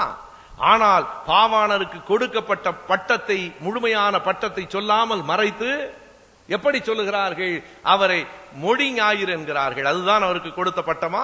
நான் இப்போது அந்த பட்டத்தை படம் எடுத்து வைத்திருக்கிறேன். அவருடைய மகன் மணிவண்ணவாணன் வீட்டிலே போய் அந்த படத்தை எடுத்திருக்கிறேன். விருதை படமாக எடுத்து வைத்திருக்கிறேன். ஐயா பாவாணருக்கு 1957வது ஆண்டு சேலத்திலே, சேலம் தமிழர் பேரவையில் அந்த பட்டம் வழங்கப்பட்டிருக்கிறது. தந்தை பெரியார் அவர்கள் தான் வழங்கி இருக்கிறார்கள். அந்த படம் வழங்குகிற போது, அந்த பட்டம் வழங்குகிற போது எடுத்த படமும் அவருடைய வீட்டிலே இருக்கிறது. என்ன பட்டம் தெரியுமா? திராவிட மொழிநூல் ஞாயிறு என்பது. திராவிட மொழிநூல் ஞாயிறு என்பதுதான் பாவாணருக்கு வழங்கப்பட்ட பட்டம். திராவிடம் என்றால் இவர்களுக்கு கசக்கிறது, மொழி ஞாயிறு என்கிறார்கள். மொழி திராவிடம் தவறானது என்றால் எங்கள் ஐயா பாவாணர் அந்த பட்டத்தை ஏற்றிருப்பாரா? அந்த மேடையில் சொல்லி இருக்க மாட்டாரா? எந்த அளவுக்கு பாவாணர் பெரியாரை பாராட்டி இருக்கிறார், எந்த அளவுக்கு கலைஞரை பாராட்டி இருக்கிறார் என்கிற அந்த பழைய செய்திகளை எல்லாம் எடுத்திருக்கிறேன். 1974வது ஆண்டு வள்ளுவர் கோட்டம் திறக்கப்படுகிற அந்த அரங்கத்திலே பேசுகிற போது பாவாணர் பேசுகிறார். நானாக சொல்லவில்லை, பாவாணர் உரைகள் என்கிற நூலிலே இருக்கிறது. ஐயா காடிமுத்தவர்கள் எல்லாம் பாவாணரை தெளிந்து படித்தவர்கள். பாவாணர் உரையிலே ஐயா பாவாணர் சொல்லுகிறார், இந்த வள்ளுவர் கோட்டம் எழுப்புகிற கலைஞரை பார்க்கிற போது கரிகாலன் மறுபடியும் கலைஞராய் வந்திருக்கிறான் என்று எனக்கு தோன்றுகிறது என்று பாவாணர் சொல்கிறார். நான் சொல்லவில்லை. எனவே பாவாணர் திராவிட இயக்கத்தை அப்படி எதிர்க்கவில்லை. திராவிடம் என்கிற சொல் எப்படி வந்தது என்கிற அந்த வழியை எடுத்து காட்டினாரே தவிர அது பிழையான சொல், கூடாத சொல் என்று கருதி இருந்தால் திராவிட மொழிநூல் ஞாயிறு என்று பட்டம் கொடுக்கிற போது அதை மறுத்திருக்க மாட்டாரா? இப்படி செய்திகள் மறைக்கப்படுகின்றன. அப்படி மறைக்கப்படுகிற செய்திகளிலே ஒன்றுதான் காமராஜரை பற்றி சொல்லுகிற போது 55வது ஆண்டு ஜூலை மாதம் அவர் அந்த திட்டத்தை கொண்டு வந்தார். அதற்கு முன்பு நீதி கட்சியினர் அதை செய்தார்கள். 55 ஜூலையிலிருந்து 56 அக்டோபர் வரைக்கும் அரசாங்கம் அதற்கு பணம் கொடுக்கவில்லை. அது ஒரு முக்கியமான செய்தி. 55 ஜூலையிலிருந்து 56 அக்டோபர் வரைக்கும் காமராஜர் அவர்களும் நேத்து சுந்தரவடிவேல் அவர்களும், மறக்கக்கூடாத பெயர், மண்ணில் மக்கள் மறக்கக்கூடாத பெயர்கள் இவையெல்லாம். ஐயா நேத்து சுந்தரவடிவேல் அவர்களும் கொண்டு வந்த அந்த திட்டம், நேத்துசுவினுடைய வாழ்க்கை வரலாற்றிலே அது பற்றிய செய்திகள் மிக விரிவாக இருக்கின்றன. இன்றைக்கு கேரளாவிலே சேர்ந்திருக்கிற, அன்றைக்கு தமிழக தலைமாகாணத்திலே, சென்னை தலைமாகாணத்திலே இருந்து பெரிந்தல் மன்னா என்று ஒரு ஊர் இருக்கிறது பாலக்காட்டுக்கு பக்கத்தில். அந்த பெரிந்தல் மன்னா என்கிற ஊருக்கு ஐயா நேத்துசு அவர்கள் போயிருக்கிற போது பள்ளிக்கூடத்திலே விழா நடக்கிறது. பேசிக் கொண்டிருக்கிற போது மதிய நேரத்திலே ஒரு மாணவன் திடீரென்று மயக்கம் போட்டு கீழே விடுகிறார். ஐயா நேத்துசு பரபரப்படைகிறார். ஆசிரியர்கள் பரபரப்படையவில்லை, மாணவர்கள் பரபரப்படையவில்லை. என்னவோ தெரியவில்லை என்று மறுபடியும் பேசுகிறார். அடுத்த பையன் மயக்கம் போட்டு விடுகிறார். பேச்சை நிறுத்திவிட்டு தலைமை ஆசிரியரிடம் கேட்கிறார், அது என்ன ஒவ்வொரு பையனாய் மயக்கம் போட்டு விடுகிறானே என்று. தலைமை ஆசிரியர் சொல்லுகிறார், அது இங்கு எப்போதும் வாடிக்கையாக நடப்பதுதான். பிள்ளைகளுக்கு உணவு கிடையாது. காலையிலே வருகிற பிள்ளைகள் 3 மணி வரைக்கும் தாக்கு பிடிப்பார்கள். 3 மணிக்கு மேல் ஒவ்வொருவனாய் மயக்கம் போட்டுத்தான் விழுவான் என்று சொன்ன போது அதை பற்றி அடுத்த நாள் பாலக்காட்டிலே நேதுசு அவர்கள் பேச, அந்த பேச்சை இந்து பத்திரிகை வெளியிட முதலமைச்சர் காமராஜர் அவரை அழைத்து, இது என்ன கொடுமை, இது பசியால் ஒரு பிள்ளை பள்ளிக்கூடத்தில் மயங்கி விழுவதா? இல்லை இல்லை, இந்த திட்டத்தை கொண்டு வருவோம் என்று கொண்டு வந்தார். உண்மைதான், அரசு அனுமதிக்கவில்லை. அதிகாரிகள் என்ன தெரியுமா எழுதினார்கள்? It is a dead investment என்று எழுதினார்கள். இதனால் எந்த பயனும் இல்லை என்று எழுதினார்கள். அரசு பணம் கொடுக்கவில்லை. காமராஜர் சொன்னார், ஐயா பெரியார் அவர்களினுடைய மிக அற்புதமான திட்டங்களில் ஒன்று அது. பெரிய காமராஜர் சொன்னார், அரசு கொடுக்கவில்லை என்றால் என்ன? பெரியார் சொல்வதை போல மக்களிடம் கேட்கலாம். எப்படி மக்களிடம் கேட்டால் தெரியுமா? நீங்கள் படி அளக்கிற போது முதல் படியை கடவுளுக்கு அளக்கிறீர்கள், போகட்டும். இரண்டாவது படியை ஊர் காவலுக்கு அளக்கிறீர்கள், மூன்றாவது படியை பிள்ளைகளுக்கு அளக்கக்கூடாதா என்று கேட்டார். மக்கள் படி அளந்தார்கள். 1.25 ஆண்டு காலம் மக்கள் அளந்த படியிலே தான் கல்வி திட்டம் நடந்தது. 56 அக்டோபரிலே அரசினுடைய ஒப்புதல் கிடைத்தது. EVKS இளங்கோவன் அவர்கள் சொல்லுகிறார் 100 கோடியிலே என்று. இன்றைக்கு இருப்பது போல 1000 கோடி 1500 கோடியிலே எல்லாம் அன்றைக்கு நிதிநிலை அறிக்கை கிடையாது. நான் இதற்காகவே தேடி பார்த்து அந்த புள்ளிவரத்தை சொன்னேன். 1955 56வது ஆண்டில் 56 57வது ஆண்டில் எல்லாம் ஒதுக்கப்பட்ட மொத்த நிதியே 48.2 கோடி தான். மொத்த நிதியே 48 கோடி என்றால் மதிய உணவு திட்டத்துக்கு மட்டும் 100 கோடி எப்படி ஒதுக்க முடியும்? 48 கோடியில் 100 கோடி அடங்கும் என்று எனக்கு கணக்கு சொல்லிக் கொடுத்த எந்த ஆசிரியரும் சொல்லவில்லை. ஆனால் இளங்கோவனுக்கு அப்படி சொல்லிக் கொடுத்திருக்கிறார்கள், 48க்குள் 100 அடங்கும் என்று. மதிய உணவு திட்டத்திற்காக முதல் ஆண்டு ஒதுக்கப்பட்ட தொகை வெறும் 1.3 கோடி தான். 1 கோடியை 100 கோடி என்று நீங்கள் பொய்யாக சொல்லலாமா? சரி, அப்படியே வைத்துக் கொண்டாலும் காமராஜர் கொடுத்த அந்த திட்டம் இலவச திட்டம் தானே. அவர் கொடுத்தால் அது சரி, நாம் கொடுத்தால் பிள்ளையா? நாங்கள் இதோ நீங்கள் படிக்க போகிற அந்த கருஞ்சட்டை தமிழர் பத்திரிகையில எழுதியிருக்கிறோம். தினமணி வருத்தப்படுகிறது. இது என்ன கலைஞர் பட்டம், இது என்ன நாவலர் பட்டம், இது என்ன பேராசிரியர் பட்டம்? அருவருப்பாக இருக்கு. இப்படி பட்டங்கள் கொடுத்துக் கொள்வதே அருவருப்பாக இருக்கிறது என்று தினமணி தலையங்கம் எழுதுகிறது. உண்மைதான். கலைஞருக்கு கொடுத்தால், நடிகவேடுக்கு கொடுத்தால், கலைவாணருக்கு கொடுத்தால் அருவருப்பாக இருக்கிறது. காஞ்சிபுரம் சங்கராச்சாரிக்கு லோககுரு என்று சொன்ன போது தினமணிக்கு அருவருப்பாக தெரியவே இல்லையே. எப்போதாவது தினமணி எழுதி இருக்கிறதா லோககுரு என்று சொல்லக்கூடாது என்று? இன்னொரு செய்தியை அதில் நாங்கள் சேர்த்து எழுதியிருக்கிறோம். நம்முடைய வழக்கறிஞர்கள் சங்கத்திலே சென்னையிலே ஒரு தீர்மானம் கொண்டு வரப்பட்டது. இனிமேல் நீதிபதியை பார்த்து மயிலாடு என்று சொல்லுவதை நாம் நிறுத்திவிடலாம். வெள்ளைக்காரன் காலத்திலே சொன்ன அடிமைத்தனம் அது. எதற்காக என் பிரபுவே என் கடவுளே என்று சொல்ல வேண்டும், மயிலாடு என்று சொல்லுவதை இனி நிறுத்திவிடலாம் என்று சொன்ன போது யாரும் எதிர்பார்க்காத வகையிலே அருள்மொழிதான் எழுந்து சொல்லுகிறார், வேண்டாம் இன்னும் கொஞ்ச நாளைக்கு அது இருக்கட்டும், பிறகு எடுத்து விடலாம். எல்லோருக்கும் அதிர்ச்சியாக இருக்கிறது. சுயமரியாதை இயக்கத்திலே பிறந்து வளர்ந்த அருள்மொழி மயிலாடு என்று சொல்வது இன்னமும் கொஞ்ச நாள் இருக்கட்டும் என்று சொல்கிறாரே. ஏனென்றால் வேறு ஒரு காரணமும் இல்லை. மிக அறிவார்ந்த செய்தியை அருள்மொழி அன்றைக்கு வெளிப்படுத்துகிறார். வெள்ளைக்காரன் நீதிபதியாக இருந்தான், அவள் உட்பட எல்லோரும் கீழே இருந்து மயிலாடு என்று அவனை அழைத்தீர்கள். வெள்ளைக்காரன் போனதற்கு பிறகு அவள் தான் நீதிபதியாக இருந்தார்கள். நாம் எங்கே வந்தோம்? அவள் நீதிபதியாக இருந்த காலத்தில எல்லாம் அது அடிமைத்தனமாக இவனுக்கு தோன்றவில்லை, மயிலாடு என்று அழைத்தீர்கள். இப்போதுதான் ஐயா எங்களவர்கள் எல்லாம் அந்த நீதிபதி இருக்கையிலே அமர்ந்திருக்கிறான். இப்போதுதான் தாழ்த்தப்பட்டவன் வந்திருக்கிறான், இப்போதுதான் பிற்படுத்தப்பட்டவன் வந்திருக்கிறான். ஐயாவினுடைய முயற்சியால், கலைஞரினுடைய முயற்சியால் வரதராஜன் என்கிற தாழ்த்தப்பட்ட வகுப்பை சார்ந்தவர் தான் முதலாக நீதிபதியாக வந்தார் அந்த நீதிமன்றத்தில். எனவே நம்மவர்கள் வந்ததற்கு பிறகு இவன் அடிமைத்தனம் பற்றி பேசுகிறான். மயிலாடு என்று சொல்லுவது அடிமைத்தனம் இப்போதுதான் தெரிகிறதா? உங்களவர்கள் எல்லாம் நீதிபதிகளாக இருந்த போது தெரியவில்லையா என்று கேட்டார். அந்த கேள்வியில் எத்தனை ஆழமான உண்மை இருக்கிறது என்று நமக்கு புரிந்தது. எனவே அவர்களுக்கென்றால் அமுதம், அதுவே மற்றவர்களுக்கென்றால் அசிங்கம் என்று கருதுகிற அந்த போக்கு தான் இன்றைக்கு அவர்களிடத்தில் இருக்கிறது. எனவே நாம் இதற்காக இந்த செய்தியை நான் குறிப்பிடுகிறேன் என்றால், இளங்கோவன் சொல்லுகிற போது தப்பும் தவறுமாக சொல்லுகிறார். அதை சரியாக சொல்லி பழகுங்கள். எதுவாக இருந்தாலும் கலைஞரை எதிர்ப்பது காங்கிரஸ் உட்பட காங்கிரஸ் கட்சிக்குள்ளே இருக்கிறவர்களும் கூட தேர்தல் வரவர இந்த காய்ச்சல் கூடும். தேர்தல் வரவர மேடையில ஒவ்வொருவரும் ஒவ்வொரு மாதிரியாக பேசுவார். ஒன்றை நாம் குறித்துக் கொள்ளலாம், பத்திரிகைகள் எழுதுகின்றன, இதோ மாறுகிறது, கூட்டணி மாறுகிறது, திடீர் திருப்பம் திருச்சியிலே நேர்ந்து விட்டது. இவர்களுக்கு விருப்பம், இவர்களின் கவலை, இவர்களின் ஏக்கம், எங்காவது இந்த ஆட்சி மறைந்து மறுபடி அந்த அம்மா வந்து விடாதா என்று குறித்துக் கொள்ளுங்கள். ஒரு நாளும் இனி அந்த அம்மா அந்த மேடைக்கு வர முடியாது. இனி எத்தனை ஆண்டுகள் ஆனாலும் உதயசூரியன் தான் ஆடும் என்பதை அழுத்தமாய் சொல்லுங்கள். நம்மவர்கள் அதற்காக உழையுங்கள். கட்சி தேர்தல் என்று வருகிற போது நாங்கள் தேர்தலுக்கு அப்பாற்பட்டவர்கள் என்று விலகி நிற்காதீர்கள். மக்கள் தேர்தலின் மூலமாகத்தான் தங்களை ஆடுகிறவர்களை தேர்ந்தெடுக்கிறார்கள். கலைஞரிடத்திலே குறையே இல்லையா? திமுகவிடத்திலே குறையே இல்லையா? இன்றைக்கு நடக்கிற ஆட்சியிலே குறையே இல்லையா என்றால், குறையில்லாத மனிதன், குறையில்லாத கட்சி, குறையில்லாத தலைமை, குறையில்லாத சமூகம் உலகத்தில் எங்கும் கிடையாது என்பதை குறித்துக் கொள்ளுங்கள். குறையில்லாதவர்கள் எங்கும் கிடையாது.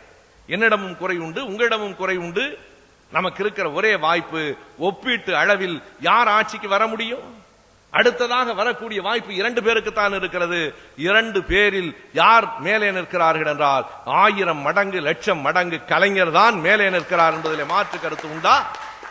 அவர் நிற்பதனாலே தானே இன்றைக்கு சமூக நீதிக்காக குரல் கொடுக்க முடிகிறது. எத்தனை மெதுவாக, எத்தனை லாவகமாக, எத்தனை நுட்பமாக அவர்கள் தங்களினுடைய நோக்கத்தை உள்ளே திணிக்கிறார்கள் என்று பாருங்கள். ஒவ்வொன்றையும் அவர்களினுடைய பத்திரிகைகள் எப்படி உள்ளே திணிக்கின்றன. காஷ்மீரில் இருக்கிற பார்ப்பனர்கள் விரட்டப்பட்டால் பதறி துடிக்கிறவர்கள். காஷ்மீரில் இருக்கிற இஸ்லாமியர்கள் போராடினால் அதை பயங்கரவாதம் என்று குறிக்கவில்லையா? எந்த ஒன்றையும் அவர்கள் எப்படி எழுதுகிறார்கள் என்பதை பொறுத்து தான் மாறுகிறது. ஒவ்வொரு இடத்திலேயும் அவர்கள் ஊடகங்களை கைகளிலே வைத்துக் கொண்டு கவனமாக இருக்கிறார்கள். அதை முறித்து போட வேண்டிய கட்டாயம் நமக்கு இருக்கிறது. இடஒதுக்கீட்டுக்காக போராடிய மாநிலம் எது? இன்றைக்கு திடீரென்று ஒரு கேள்வி கேட்கிறார்களே, இடஒதுக்கீடு பற்றி பேச திராவிட இயக்கத்திற்கு என்ன தகுதி இருக்கிறது? என்னடா, இதை விட ஒரு வேடிக்கை வேதனை உலகத்தில் இருக்க முடியுமா? இடஒதுக்கீட்டை பற்றி பேசுவதற்கு திராவிட இயக்கத்தை தவிர வேறு யாருக்கு தகுதி இருக்கிறது என்பதுதானே உண்மையான கேள்வி. திராவிட இயக்கம் தொடங்கப்பட்டதே இடஒதுக்கீட்டு கொள்கையின் அடிப்படையிலே தான். 1912 ஆண்டு மெட்ராஸ் யுனைடெட் லீக் என்கிற ஒரு அமைப்பை நடேசனால் தொடங்குகிற போது பார்ப்பனர் அல்ல, நீதி கட்சிக்கு முன்பாக நான் சொல்லுகிறேன், பார்ப்பனர் அல்லாத பிள்ளைகள் படிக்க வேண்டும் என்பதற்காக தொடங்கப்பட்ட இயக்கம் தான் அது. பிறகுதான் அது 13வது ஆண்டிலே திராவிடர் சங்கம் என்று பெயர் மாற்றப்பட்டது. 16 நீதி கட்சி தொடங்குகிற போது அந்த அறிக்கைக்கு என்ன பெயர்? கம்யூனிஸ்ட் கட்சி மேனிபெஸ்டோ என்பது போல நான் பிராமின் மேனிபெஸ்டோ, பார்ப்பனர் அல்லாதவர்களின் அறிக்கை என்றுதான் அவர்கள் வெளியிட்டார்கள். 25 தந்தை பெரியார் எதற்காக காங்கிரஸை விட்டு வெளியிலே வந்தார்? இடஒதுக்கீட்டு கொள்கைக்காகத்தான் வெளியிலே வந்தார். எல்லா இடங்களிலேயும் தொடர்ந்து இன்னொரு செய்தியை நான் நினைவுபடுத்திக் கொள்வதற்காக சொல்லுகிறேன். இங்கே இருக்கிற நீங்கள் அத்தனை பேர் அறிவீர்கள். 1951 ஆண்டு இந்திய அரசமைப்பு சட்டம் முதலாக திருத்தப்பட்டதே இடஒதுக்கீட்டிற்காகத்தான் திருத்தப்பட்டது. தந்தை பெரியார் தலைமையில் நடந்த கிளர்ச்சிகளின் காரணமாகத்தான் திருத்தப்பட்டது என்பதை 51 மே மாதம் நாடாளுமன்றத்திலே நேருவே குறிப்பிடுகிறார். அந்த தீர்மானத்தை முன்மொழிகிற போது இதில் மறைப்பதற்கு ஒன்றுமில்லை. தமிழ்நாட்டிலே நடைபெற்ற கிளர்ச்சிகளின் அடிப்படையிலே தான் இந்த இந்திய அரசமைப்பு சட்டம் முதலாக திருத்தப்படுகிறது என்கிறார். எனவே முழுக்க இடஒதுக்கீட்டுக்காகவே தோன்றி சமூக நீதியை தன்னுடைய பிரிக்க முடியாத கொள்கைகளில் ஒன்றாக வைத்துக் கொண்டிருக்கிற இயக்கம் திராவிட இயக்கம். இன்னொரு செய்தியை நான் தொலைக்காட்சியிலே கூட சொன்னேன். தந்தை பெரியார் அவர்கள் கடவுளை மறுத்தவர், பகுத்தறிவு கொள்கைகளை இந்த மண்ணிலே பரப்பியவர். ஆனால் சில நேரங்களில் அவர் செய்திருக்கிற சில செயல்கள் நம்மை வியப்பிலே ஆழ்த்துகின்றன. குடியரசு பத்திரிகையை தொடங்குகிற போது முதல் பத்திரிகையை திருப்பாதிரி புலியூர் ஞானியார் அடிகளை வைத்து வெளியிடுகிறார். 1929-30களிலே தன் வீட்டு திருமணத்தை, அவர் 1000 திருமணங்கள் அவர் தலைமையிலே நடைபெற்றிருக்கின்றன. தன் வீட்டு திருமணத்தை ஈவேகே சம்பத், சுலோச்சனா சம்பத் அவர்களுடைய திருமணத்தை முத்தையா முதலியார் தலைமையிலே நடத்துகிறார். 1934 சமதர்மம் என்கிற பத்திரிகை தொடங்குகிற போது திருவிக்காவை வைத்து தொடங்குகிறார். தன் மனைவி நாகம்மையார் இறந்து போன போது அவர் படத்தை திறப்பதற்கு திருவிக்காவை அழைக்கிறார். ஏன் பெரியாருக்கு தெரியாதா? முத்தையா முதலியார் நெற்றியெல்லாம் நீர் பூசி இருக்கிறாரே, அவர் பக்திமான் என்று தெரியாதா? திருவிக்காவுக்கு சைவ சமய பற்று உண்டு என்பது பெரியாருக்கு தெரியாதா? எதற்காக ஞானியார் அடிகளை, திருவிக்காவை, எதற்காக முத்தையா முதலியாரை பெரியார் அழைக்கிறார் என்றால், அவர்கள் எல்லோரும் கடவுள் நம்பிக்கை உடையவர்களாக கூட இருக்கலாம், ஆனால் தமிழ் இனத்துக்கு பாடுபட்டவர்கள். அதிலும் குறிப்பாக முத்தையா முதலியார். அன்றைக்கு குடியரசு பத்திரிகையில் அவர் தலையங்கமே எழுதுகிறார், முத்தையா முதலியார் வாழ்க என்று தலையங்கத்துக்கு தலைப்பிடுகிறார். என்ன காரணம் என்றால், 1927 முதல் கம்யூனல் ஜீவோவை வெளியிட்டவர் முத்தையா முதலியார் தான் என்பதனாலே பிற்படுத்தப்பட்ட தாழ்த்தப்பட்ட மக்களுக்கு யார் உதவுகிறானோ அவனை உயர்த்தி பிடிக்கிறவனாக பெரியார் இருக்கிறாரே தவிர, அண்ணல் அம்பேத்கர் இல்லை என்று சொன்னால் 43ஆம் ஆண்டிலிருந்து இந்தியா முழுவதற்கும் தாழ்த்தப்பட்டவர்களுக்கு இடஒதுக்கீடு வந்ததே அம்பேத்கர் இல்லை என்றால் வந்திருக்குமா? பெரியார் இல்லை என்றால் பிற்படுத்தப்பட்டவர்களுக்கான இடஒதுக்கீடு வந்திருக்குமா? ஐயா பெரியாரையும் அண்ணல் அம்பேத்கரையும் சமமாக நாங்கள் உயர்த்தி பிடிப்பதற்கு காரணம் தாழ்த்தப்பட்ட, ஒடுக்கப்பட்ட, பிற்படுத்தப்பட்ட மக்களின் உரிமைகளுக்காக போராடிய சமூக போராடிகள் அவர்கள்தான். அவர்களை ஏற்றுக்கொண்டு அவர்கள் வழியிலே வந்திருக்கிறவர்கள் என்கிற அடிப்படையிலே நாம் அடுத்தடுத்த நிலையிலே இருக்கிறவர்கள் எல்லோரையும் ஏற்கிறோம். எனவே சமூக நீதிக்காக போராடிய திராவிட இயக்கம், அதனை நான் மறுபடியும் அதை தொகுத்து சொல்கிறேன். தமிழின் அடிப்படையில் திராவிட இயக்கம் எதிர்க்கப்பட்டது. தாழ்த்தப்பட்ட மக்களுக்கு நன்மை செய்யவில்லை என்று சொல்லி எதிர்க்கப்பட்டது. ஈழத்துக்கு எதிரிகள் என்று சொல்லி எதிர்க்கப்பட்டது. ஆனால் எல்லா எதிர்ப்புகளையும் தாண்டி திராவிட இயக்கம் இந்த மண்ணில் இன்னும் வலுவாக இருக்கிறது. என்ன காரணம் என்றால், அது மக்களுக்காக தோன்றிய இயக்கம், மக்களுக்காக உழைத்த இயக்கம், மக்களுக்காக இருக்கிற இயக்கம். அதை மறுக்க முடியாது. இன்றைக்கும் திராவிட இயக்கம் இல்லை என்று சொன்னால் சாதியை எதிர்ப்பு என்கிற சிந்தனை வந்திருக்குமா? பெண் விடுதலை பற்றி பேசுவதற்கு ஆள் இருப்பார்களா? பெண் விடுதலையை பாரதியார் எழுதினார் என்று நடிகர் சிவகுமார் அவர்களிடத்தில் கூட நான் ஒரு சண்டை போட்டேன். பாரதியார் பாட்டு எழுதினார் என்பது உண்மைதான், அவர் பாட்டுக்கு எழுதினார். ஆனால் அதற்காக ஒரு இயக்கம் கண்டவர் தந்தை பெரியார் இல்லையா? உலகத்திலே யார் வேண்டுமானாலும் பெரியாரை மறந்து விடலாம், பெண்கள் மறக்க முடியாது. பெண்களுக்கு அவர் செய்ததை போல, அவர் ஆற்றியதை போல, அவர் விடுத்த அந்த காலத்தை முந்திய செய்திகளை போல உலகத்திலேயே கிடையாது. உலகத்தின் மிக முன்னேறிய நாடு என்று சொல்லுகிற அமெரிக்காவிலே கூட 1920ஆம் ஆண்டுதான் நியூயார்க்கிலே பெண்களுக்கு வாக்குரிமை வந்தது. ஆனால் அதற்கும் முன்பாக எப்போதிருந்தோ அந்த பெண்களுக்கான உரிமையை தந்தை பெரியார் கொடுத்தார். எனவே திராவிட இயக்கம் என்பது வெறும் ஒரு மொழி சார்ந்ததல்ல, ஆனால் மொழி உணர்ச்சியை உருவாக்கியதும் திராவிட இயக்கம் தான். சமூக நீதி சிந்தனையில் குறிப்பாக சாதி எதிர்ப்பையும் பெண்கள் விடுதலையும் கொண்டு வந்தது திராவிட இயக்கம் தான். பகுத்தறிவு இன்றைக்கு என்ன அளவுக்கு மக்களுக்கு நீங்கள் பேசுகிற போது கூட யாரோ தெளிவாக சொன்னார்கள், பகுத்தறிவு செய்திகளை பேசுகிற போது பக்திமான்கள் எண்ணிக்கை கூடிக்கொண்டிருக்கிறது என்று வருத்தப்பட்டார்கள். அது ஒன்றும் உண்மையான பக்திமானின் எண்ணிக்கை அல்ல. நான் இல கணேசன் அவர்கள் இருக்கிற போதே மேடையிலே ஒன்றை சொன்னேன். பக்திமான்களினுடைய எண்ணிக்கை கூடியிருக்கிறது என்பது உண்மைதான். ஆனால் இல கணேசன் போன்றவர்கள் எங்களுக்கு ஒரு இன்னொரு புள்ளி விவரத்தையும் தர வேண்டும். பக்திமான்களின் எண்ணிக்கை கூடியிருக்கிறதே, அதே அளவுக்கு நாட்டில் ஒழுக்கமானவர்களின் எண்ணிக்கை கூடியிருக்கிறதா? கொலை கொள்ளைகள் குறைந்திருக்கிறதா? கொலை கொள்ளையும் கூடியிருக்கிறது, பக்தியும் கூடியிருக்கிறது என்றால் உங்கள் வெங்காயம் பக்தி கூடினால் என்ன, கூடாவிட்டால் உங்கள் பக்தி ஒழுக்கத்தை வளர்த்திருக்கிறது என்று சொல்ல முடியுமா? உங்கள் பக்தி அறிவை வளர்த்திருக்கிறது என்று சொல்ல முடியுமா? அன்றைக்கு தஞ்சையில பேசிக் கொண்டிருக்கிற போது பக்தியுடைய மதங்களிலே நம்பிக்கை உடைய ஒரு நண்பர் இடத்துல சொல்லுகிறார், உடுமலைப்பேட்டைக்கு ஒரு அருகில ஒரு இடம் இருக்கிறது, ஒரு மலை இருக்கிறது, அங்கே ஒரு சாமியார் இருக்கிறார். அவர் மிக ஆற்றல் வாய்ந்தவர். அந்த சாமியாரை பற்றி பாராட்டி கொண்டே வருகிற போது அவரை அறியாமல் சொல்லுகிறார், அங்கே ஒரு சாமியார் இருக்கிறார், ஆனால் ஒடுக்கமானவர் என்கிறார். சாமியார் என்றால் ஒடுக்கமானவர் என்று சேர்த்து சொல்ல வேண்டிய நிலையில தானே இருக்கிறது.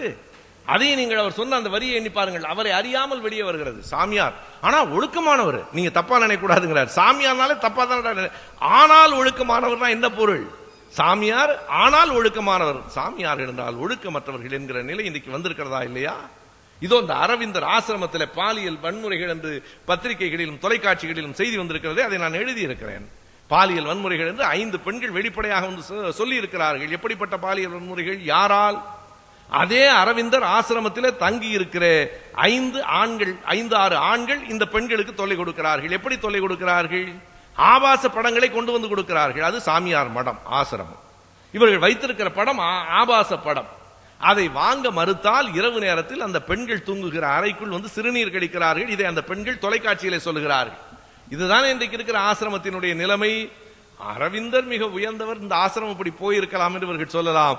அரவிந்தரை பற்றிய ஆய்வுகளுமே அந்த இதழிலே நான் எழுதியிருக்கிறேன். அரவிந்தரை பற்றிய செய்திகள், அவர் எப்படி பாண்டிச்சேரிக்கு வந்து சேர்ந்தார், அவருடைய விடுதலை போராட்டத்தை ஏன் விட்டு வந்தார், அவர் மிருணாளினி என்கிற ஒரு பெண்ணை திருமணம் செய்து கொண்டிருக்கிறார், அந்த பெண்ணை கைவிட்டு விட்டு தான் வந்தார். மகாயோகி என்கிற அவருடைய வரலாற்றை எழுதியிருக்கிற ஆர் தினகர் என்கிற வரலாற்று ஆசிரியர் அவருடைய மனைவிக்கு அவருக்கு இடையில் நடந்த கடித போக்குவரத்துகளை எல்லாம் பதிவு செய்திருக்கிறார். அதை எடுத்து நான் எழுதியிருக்கிறேன். அந்த மனைவிக்கு எழுதுகிற கடிதத்தில் அரவிந்தர் சொல்லுகிறார், எனக்கு 14 வயதிலேயே உள்ளுணர்வு பேச தொடங்கிவிட்டது, 14 வயதிலேயே எனக்கு ஞானம் வந்து விட்டது, எனவே என்னால் இனி இல்வாழ்க்கையில் இருக்க முடியாது, எனவேதான் உன்னை விட்டு வந்து விட்டேன், இனி நான் மீண்டும் திரும்ப அங்கே வங்கத்திற்கு வரமாட்டேன் என்று அரவிந்தர் எழுதுகிறார். அதற்கு அவருடைய மனைவி மிருணாளினி ஒரு கேள்வி கேட்டு இன்னொரு கடிதத்தை எழுதியிருந்தார். அந்த கேள்விக்கு இன்றைக்கு வரைக்கும் அரவிந்தரிடமும் விடையில்லை, அவர் பக்தர்களிடமும் விடையில்லை. அவர் கேட்ட கேள்வி என்ன தெரியுமா? உங்களுக்கு தான் வெங்காயம் 14 வயதிலேயே ஞானம் வந்து விட்டது அல்லவா, பிறகு எதற்கு 28 வயதில் திருமணம் செய்து கொண்டீர்கள்? திருமணம் நடக்கிற போது அரவிந்தருக்கு வயது 28, மிருணாளினிக்கு வயது 15. அவர் சொல்லுகிறார், 14 வயதிலேயே உங்களுக்கு ஞானம் வந்திருக்குமானால் அதற்கு பிறகு 14 ஆண்டுகள் கழித்து எதற்காக என்னை திருமணம் செய்து ஒரு 15 வயது பெண்ணின் வாழ்க்கையை வீணடித்தீர்கள் என்று மிருணாளினி கேட்ட கேள்விக்கு அரவிந்த பக்தர்கள் யாராவது விடை சொல்லுவார்களா? இந்த கேள்விகளை எல்லாம் கேட்கிற துணிச்சல் எப்போது யாரிடமிருந்து வந்தது? கருப்பு சட்டைகளை கலற்றி விட்டு சொல்லுங்கள், இந்த மண்ணில் இப்படிப்பட்ட பகுத்தறிவு கேள்விகள் வந்திருக்குமா? சுவரெடுத்து சுப்பையா என்கிற ஒரு மனிதரை பற்றி நான் தொலைக்காட்சியிலே சொன்னேன். பள்ளிக்கூடத்துக்கு போகிற போது அவர் எழுதி வைத்திருந்த அந்த வரிகள், பெரியாரினுடைய கருத்துக்களை அவருடைய வரிகளிலே எழுதி வைத்திருந்தாரே. தமிழ்நாடு முழுவதும் அவர் நடத்திய அந்த சுவர் பிரச்சாரம், சர்வ சக்தி உள்ள சாமியின் கோயிலுக்கு சாவியும் பூட்டும் ஏன் தந்தை பெரியார், அவ்வளவுதான். அந்த கேள்வி பள்ளிக்கூட மாணவனாக இருந்த என்னிடத்திலே நெடுங்காலம் நிலைத்திருந்தது. அண்டாவில் இருந்தால் தண்ணீராம், அதையே கெண்டியில் கொடுத்தால் தீர்த்தமாம், என்னே பார்ப்பனர் புரட்டு தந்தை பெரியார், அவ்வளவுதான் என்று அவர் எழுதி வைத்திருந்த அந்த கேள்விகள் எல்லாம் இன்றைக்கும் அடித்து நம்முடைய வாணியமாக நெஞ்சத்தில் அடித்து கேள்விகளை எழுப்புகின்றனவே. எனவே தமிழ் உணர்ச்சியை, சமூக நீதியை, பகுத்தறிவை திராவிட இயக்கம் அல்லவா இந்த மண்ணிலே எழுப்பிற்று. என்ன கேள்வி கேட்கிறார்கள்? திராவிடம் என்கிற சொல்லை வைத்துக் கொண்டு, திராவிடம் என்றால் கேரளத்தை, ஆந்திரத்தை, அங்கு இருக்கிற நம்முடைய கர்நாடகத்தை ஒன்று சேர்த்து வைத்துக் கொண்டு நாம் பேசுவது போல திரும்ப திரும்ப சொல்லிக் கொண்டிருக்கிறார்கள். பல இடங்களில் அதற்கான விளக்கத்தை நான் சொல்லி இருக்கிறேன். அண்மையிலே நான் பார்த்தேன், ஒரு துண்டறிக்கையில் ஒரு கேள்வி கேட்டிருக்கிறார்கள். அதை பார்த்துவிட்டு நம்மவர்கள் கூட இது நியாயமாக தெரிகிறதே என்றார்கள். நியாயம் பேசிய வீணாய் போனவன் தான் நாம். அந்த கேள்வி என்ன என்றால், கன்னடன் தன்னை கன்னடன் என்று உணரும் போது, மலையாளி தன்னை மலையாளி என்று உணரும் போது, தெலுங்கன் தன்னை தெலுங்கன் என்று உணரும் போது, தமிழன் மட்டும் ஏன் தன்னை திராவிடன் என்று உணர்ந்து சிதைத்துக் கொள்ள வேண்டும்? கர்நாடகன் தன்னை திராவிடன் என்று சொல்லவில்லையே, தெலுங்கன் தன்னை திராவிடன் என்று சொல்லவில்லையே என்று சொன்னால், படித்தவுடனே நம்முடைய நண்பர்கள் கூட இந்த கேள்வி சரிதானுங்களையா, சரியில்லை, இதை விட மோசடி வேறொன்றும் கிடையாது. ஏன் அவர்கள் கன்னடன் தன்னை திராவிடன் என்று சொல்லவில்லை? ஏன் தெலுங்கன் தன்னை திராவிடன் என்று சொல்லவில்லை? திராவிடன் என்கிற சொல்லே எப்போது பெருவழக்காயிற்று? கால்டுவெல்லினுடைய நூல் 1856 வந்ததற்கு பிறகுதான் பெருவழக்காயிற்று. அதற்கு பிறகுதான் திராவிட கலாச்சாரம் என்று பேசப்பட்டது. அதற்காக தான் இந்த இதழிலே கூட 1948 ஆண்டு இதே ஈரோட்டு மண்ணில் திருவிக்கா அவர்கள் பேசிய பேச்சை நான் எடுத்துக் கொடுத்திருக்கிறேன். திருவிக்கா பேசிய பேச்சின் தலைப்பு என்ன தெரியுமா? நாம் எல்லோரும் திராவிடர்கள். திராவிடன் என்றால் வெறும் கன்னடன் மலையாளி என்று பொருள் அல்ல. ஏன் தெலுங்கன் தன்னை திராவிடன் என்று சொல்லிக் கொள்ளவில்லை என்பதற்கு உண்மையான காரணம் இருக்கிறது. கால்டுவெல் புத்தகத்திற்கு பிறகுதான் திராவிடன் என்கிற பெயர் எல்லோராலும் அறியப்பட்டதென்றால் அந்த புத்தகம் என்ன சொல்லுகிறது தெரியுமா? திராவிட மொழி குடும்பங்களிலேயே மூத்த மொழி தமிழ்தான், முதன்மையான மொழி தமிழ்தான். ஐயா பாவாணர் அவர்களும் பின்னால் வந்த மொழியியல் அறிஞர் மாகரல் கார்த்திகேயனார் அவர்களும் அதிலே இருந்து வேறுபடுகிறார்கள். தமிழில் இருந்துதான் பிற மொழிகள் எல்லாம் வந்தன என்று அவர்கள் சொல்லுகிறார்கள். ஆனால் கால்டுவெல் அப்படி சொல்லவில்லை. தமிழில் இருந்து வந்த மொழி என்று மலையாளத்தை சொல்லவில்லை. தமிழும் மற்ற மொழிகளும் எல்லாம் மூல திராவிட மொழி, புரோட்டோ டிராவிடியன் லாங்குவேஜ் என்கிற மொழியிலே இருந்து வந்தது. அந்த மொழி குடும்பத்தில் எந்த ஆய்வு சரி என்பது வேறு. அந்த மொழி குடும்பத்தில் மூத்த மொழியும் முதன்மையான மொழியும் தமிழ்தான். சமஸ்கிருதத்துக்கும் தமிழுக்கும் எந்த தொடர்பும் இல்லை. தமிழ் தனித்து இயங்கக்கூடிய செம்மொழி, இட்ஸ் a கிளாசிக்கல் லாங்குவேஜ் என்பதை முதலில் சொன்னவன் கால்டுவெல் தான். நண்பர்களே, இப்போது விடை தெரிகிறதா? தெலுங்கன் தன்னை திராவிடன் என்று சொல்லிக் கொண்டால் அதன் உட்பொருள், அதன் உடன் விடைகிற பொருள் என்ன என்றால், எங்கள் மொழிக்கும் மூத்த மொழி தமிழ் என்று அவன் ஏற்றுக்கொள்வதாய் பொருள். எங்கள் மொழிக்கும் முதன்மையான மொழி தமிழ் என்று ஏற்றுக்கொள்வதாய் பொருள். கன்னடன் தன்னை திராவிடன் என்று சொன்னால் எங்களை விட தமிழன் உயர்ந்தவன் என்று அவன் ஏற்றுக்கொள்வதாய் பொருள். எனவே திராவிடன் என்று சொல்லுவதால் தங்கள் மொழிக்கும் இனத்துக்கும் ஊறு விளைவதாக அவர்கள் கருதுகிறார்கள், சொல்ல மறுக்கிறார்கள். திராவிடன் என்று சொல்லுவதால் தமிழுக்கும் தமிழ் மொழிக்கும் இனத்துக்கும் மேம்பாடு வருகிறது என்று கருதுகிறோம். எனவே நாம் திராவிடன் என்று சொல்கிறோம். திராவிடன் என்று சொல்லுவதால் தமிழனுக்கு பெருமை இருக்கிறது. திராவிட மொழிகளிலேயே மூத்த மொழி, முதன்மையான மொழி தமிழ்தான் என்று கால்டுவெல் சொன்னதை நாம் வழிமொழிகிறோம். அது மட்டுமல்ல நண்பர்களே, இன்றைக்கு திராவிடத்தை எதிர்த்து பேசுகிற நண்பர்கள் கூட பெரியாரின் இன்றைய தேவை என்று இதே ஈரோட்டு மண்ணிலிருந்து வெளிவந்த புத்தகத்தில் தோழர் தியாகு எழுதியிருக்கிற வரிகளை நான் நினைவிலே இருந்து அப்படியே சொல்லுகிறேன். தோழர் தியாகு சொல்லுகிறார், பெரியார் தமிழனாக வாழ்ந்திருக்கிறார், பெரியார் திராவிடனாக வாழ்ந்திருக்கிறார். அடுத்த வரியில் தியாகு எழுதுகிறார், அதாவது பார்ப்பன எதிர்ப்பு தமிழன் என்கிற பொருளில் திராவிடனாக வாழ்ந்திருக்கிறார். ஒரு நாளும் பெரியார் இந்தியனாய் வாழ்ந்ததில்லை. இது தியாகுவின் வரி, சரிதான். ஆனால் என்ன இதிலே கவனமாக இருக்கிறது? திராவிடனாக வாழ்ந்திருக்கிறார் என்றால் அதற்கு பொருள் தருகிறார் தியாகு. எப்படி திராவிடன்? தமிழ் பார்ப்பனர்களை எதிர்க்கும், பார்ப்பனியத்தை எதிர்க்கும் தமிழன் என்னும் பொருளில் திராவிடன். ஆக திராவிடன் என்றால் கன்னடனை, தெலுங்கனை, மலையாளியை சேர்த்துக் கொண்டது என்று பொருள் அல்ல. பெரியாரை விடவா கடுமையாய் சொல்ல முடியும்? தெலுங்கர்களும் கன்னடர்களும் போய்விட்டார்கள், தெலுங்கர்கள் போய்விட்டார்கள்.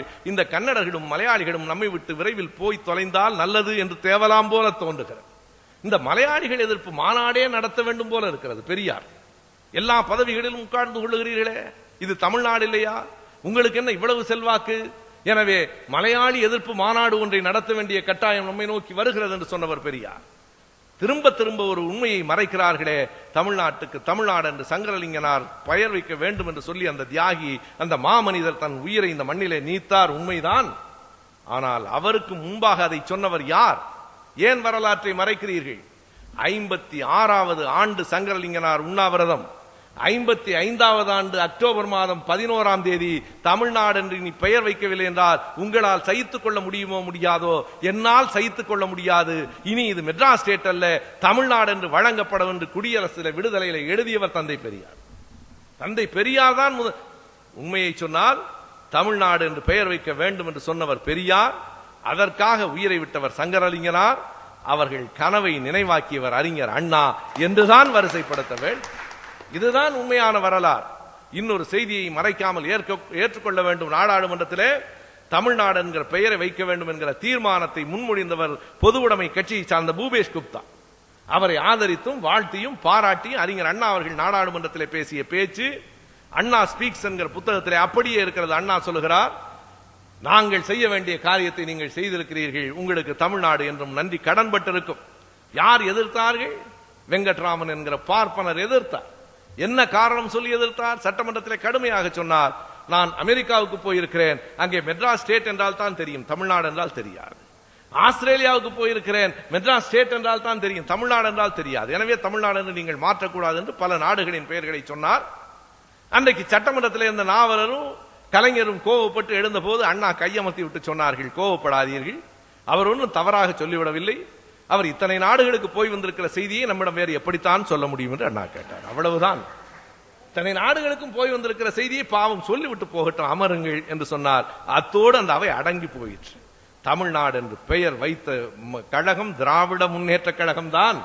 தமிழ்நாடு தமிழ்நாடு என்று பேசுகிறவர்களே, நெஞ்சில் கை வைத்து சொல்லுங்கள், தமிழ்நாடு என்று பெயர் வைக்க வேண்டும் என்கிற கோரிக்கையை எழுப்பியவர் எங்கள் திராவிட இயக்க தலைவர் ஐயா பெரியார்.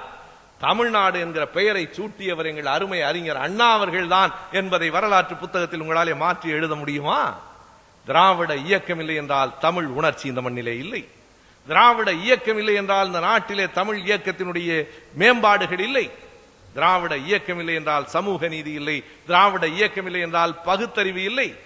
எனவே நான் 20 ஆண்டுகளாக தமிழ் தேசிய அரங்கிலே பணியாற்றியவன் என்பதனாலே, அந்த தமிழ் தேசிய அரங்கிலே இருக்கிற இளைஞர்கள் எப்படியெல்லாம் குழப்பப்படுகிறார்கள் என்பதை அறிந்தவன் என்பதனாலே, நான் நேரடியாக திராவிடர் கழகத்திலே வந்து இணைந்து கொண்டால் அந்த இளைஞர்களை ஈர்க்கிற வாய்ப்பு இழந்து விடுவோம் என்பதனாலே இரண்டிற்கும் இடையில் பாலமாகத்தான் எங்களின் தாய் கழகம் திராவிடர் கழகம் ஆட்சியில் இருக்க வேண்டும் என்று என்றைக்கும் நாங்கள் விரும்புகிற கழகம் திராவிட முன்னேற்ற கழகம். தலைவர் கலைஞர் அவர்களே முதலமைச்சராக இருக்க நாங்கள் நடுநிலை என்று எப்போதும் யாரையும் ஏமாற்றுவதில்லை.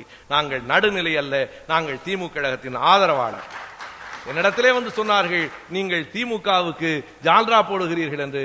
நீங்கள் எதையாவது புதிதாய் கண்டுபிடித்து சொல்லுங்கள். 1000 முறை நான் மேடையில் சொன்னதை நீ என்ன கண்டுபிடித்து சொல்லுகிறாய்? இயக்கம் தொடங்குகிற போதே சொன்னேன், நான் திமுக கழகத்தை ஆதரிக்கிறோம் என்று சொன்னேன். அது என்ன புதிதாய் நீ கண்டுபிடிக்கிறாய்? நாங்கள் திமுக கழகத்தை ஆதரிக்கிறோம். கலைஞர் தான் மீண்டும் 6வது முறையாக ஆட்சிக்கு வர வேண்டும் என்று விரும்புகிறோம். இது சமூக அரசியல் நடப்புகளை பற்றியது என்பதனாலே இந்த செய்திகளை வெளிப்படையாக பேச வேண்டும் என்பதற்காக சொல்லுகிறேன். திராவிட வெறும் தமிழ் அல்ல, திராவிட இயக்கம் என்கிற பார்வையிலேயானால், ஈரோட்டு கண்ணாடியிலேயானால் வெறும் தமிழ் பற்றாளர்கள் மத சடங்குகளுக்குள் போய் புகுந்து கொண்ட காட்சியை நம்மாலே பார்க்க முடியும். வெறும் தமிழால் ஈர்க்கப்பட்டவர்கள் கம்பராமாயணத்தில் கரைந்து போனதை பார்க்க முடியும். வெறும் தமிழில் போதும் என்று நினைத்தவர்கள் பெரிய புராணத்தில் அழுந்தி போனதை பார்க்க முடியும். தமிழை பார்க்கிற போதும் ஈரோட்டு கண்ணாடியோடு பார்க்கிறவர்கள் தான் தமிழையும் உயர்த்துவார்கள், தாங்களும் உயர்வார்கள், இந்த இனத்தையும் உயர்த்துவார்கள். எனவே இந்த அடிப்படையில் வெறும் தமிழ் அல்ல, அதற்குள் சமூக நீதி என்கிற பெரிய செய்தி இருக்கிறது. இன்றைக்கு பாருங்கள், இன்றைக்கு குமுதத்திலே கூட என்னுடைய ஒரு சின்ன நேர்காணல் வெளிவந்திருக்கிறது. உச்ச நீதிமன்றம் ஒரு தீர்ப்பை சொல்லி இருக்கிறது. வரதட்சணை வாங்குவது குற்றம் இல்லையா, கொடுமைப்படுத்தி வாங்கினால்தான் குற்றமாம் கண்டுபிடித்திருக்கிறார்கள். வரதட்சணை வாங்குவது எந்த குற்றமும் இல்லை. அப்படி ஒரு பெண் இறந்து போய்விட்டாள். ராஜஸ்தானிலே அமர்நாத் சந்தோஷ் என்கிறவர்களுடைய வழக்கிலே தீர்ப்பு சொல்லுகிற போது உச்ச நீதிமன்றம் சொல்லி இருக்கிறது, கொடுமைப்படுத்தி வாங்கினால்தான் குற்றம். நான் எழுதியிருக்கிறேன், அப்படியானால் கொடுமைப்படுத்துவதென்றால் என்ன என்று அடுத்து ஒரு வழக்கு வரும். அடித்தால் கொடுமைப்படுத்துவதா, ரத்தம் வருகிற வரை அடித்தால் தான் கொடுமைப்படுத்துவதா, சவுக்கால் அடித்தால் கொடுமைப்படுத்துவதா, அதற்கு இன்னொரு நீதிபதிகள் தீர்ப்பு சொல்லுவார்கள். நீதிமன்றங்களில் தங்கள் கைகளிலே வைத்துக் கொண்டு இந்த நாட்டில் சனாதன தர்மத்தை மறுபடியும் நிலைநிறுத்த, ஆணாதிக்கத்தை நிலைநிறுத்த முயற்சிக்கிற காலகட்டங்களிலே எல்லாம் மாற்றாக எழக்கூடிய ஓர் இயக்கம் திராவிட இயக்கம் தான். எனவே திராவிட இயக்க தமிழர் பேரவை என்பது நாங்கள் எங்கள் லட்சிய முழக்கமாக எங்களின் துணை பொதுச் செயலாளர் சிற்பி அவர்கள் சொன்னதை போல, ஆரியத்தால் வீழ்ந்தோம், திராவிடத்தால் எழுந்தோம், தமிழியத்தால் வெல்வோம் என்பது முழக்கமல்ல, இந்த மண்ணின் வரலாறு. இதை விரித்து பேசினால் இதுதான் இந்த மண்ணின் வரலாறு. ஆரியத்தால் தான் வீழ்ந்தோம், திராவிடம் தான் நம்மை எழுப்பிற்று. தமிழ் உணர்வோடு மீண்டும் நாம் தமிழியத்தால் வெல்வோம் என்கிற அந்த உணர்வை பரப்புவதற்காகத்தான் இந்த திராவிட இயக்க தமிழர் பேரவை. எண்ணிக்கையிலே எத்தனை பேர் இருக்கிறோம் என்பதை பற்றி கவலை இல்லாமல், எத்தனை பேர் இருந்தாலும் நான் நண்பர்களிடத்திலே சொன்னேன், 1000 பேர் இருந்தால் 1000 பேரோடு, 50 பேர் இருந்தால் 50 பேரோடு, யாரும் இல்லை என்றால் தன்னந்தனியாய் ஐயா பெரியாரின் கருத்துக்களை சொல்லுவதற்கு ஒவ்வொருவரும் தயாராக வேண்டும் என்பதுதான் நம்முடைய குறிக்கோள். பெரியார் லட்சக்கணக்கான மக்களின் முன்னால் பேசியவர் இல்லை. பூவாளூர் என்கிற ஊரிலே பேசுகிற போது பெரியார் சொல்கிறார், என் எதிரிலே 9 பேர் தான் இருந்தார்கள். 9 பேருக்காக ஒரு அறிஞன் பேசுவானா என்றால் எங்கள் ஐயா பேசுவார். 2.5 மணி நேரம் 3 மணி நேரம் அந்த 9 பேருக்காக பேசிய மனிதர் உலகத்தில் வேறு யாராவது உண்டா? அந்த 9 தான் 90 ஆயிற்று, 90 தான் 9000 ஆயிற்று, 9 தான் லட்சம் ஆயிற்று. அதுதான் கோடியாக உயர்ந்து இன்றைக்கு திமுகவை ஆட்சியிலே நிறுத்திற்று. அந்த மாமனிதர் பேசிய பேச்சு, அவர் பரப்பிய கொள்கை, எண்ணி பார்க்கிறேன் 94வது வயதில் 2 சிறுநீரகங்களும் பழுதுபட்டதற்கு பிறகு யார் அவரை அடித்தார்கள்? யார் வரவில்லை என்று சொன்னார்கள்?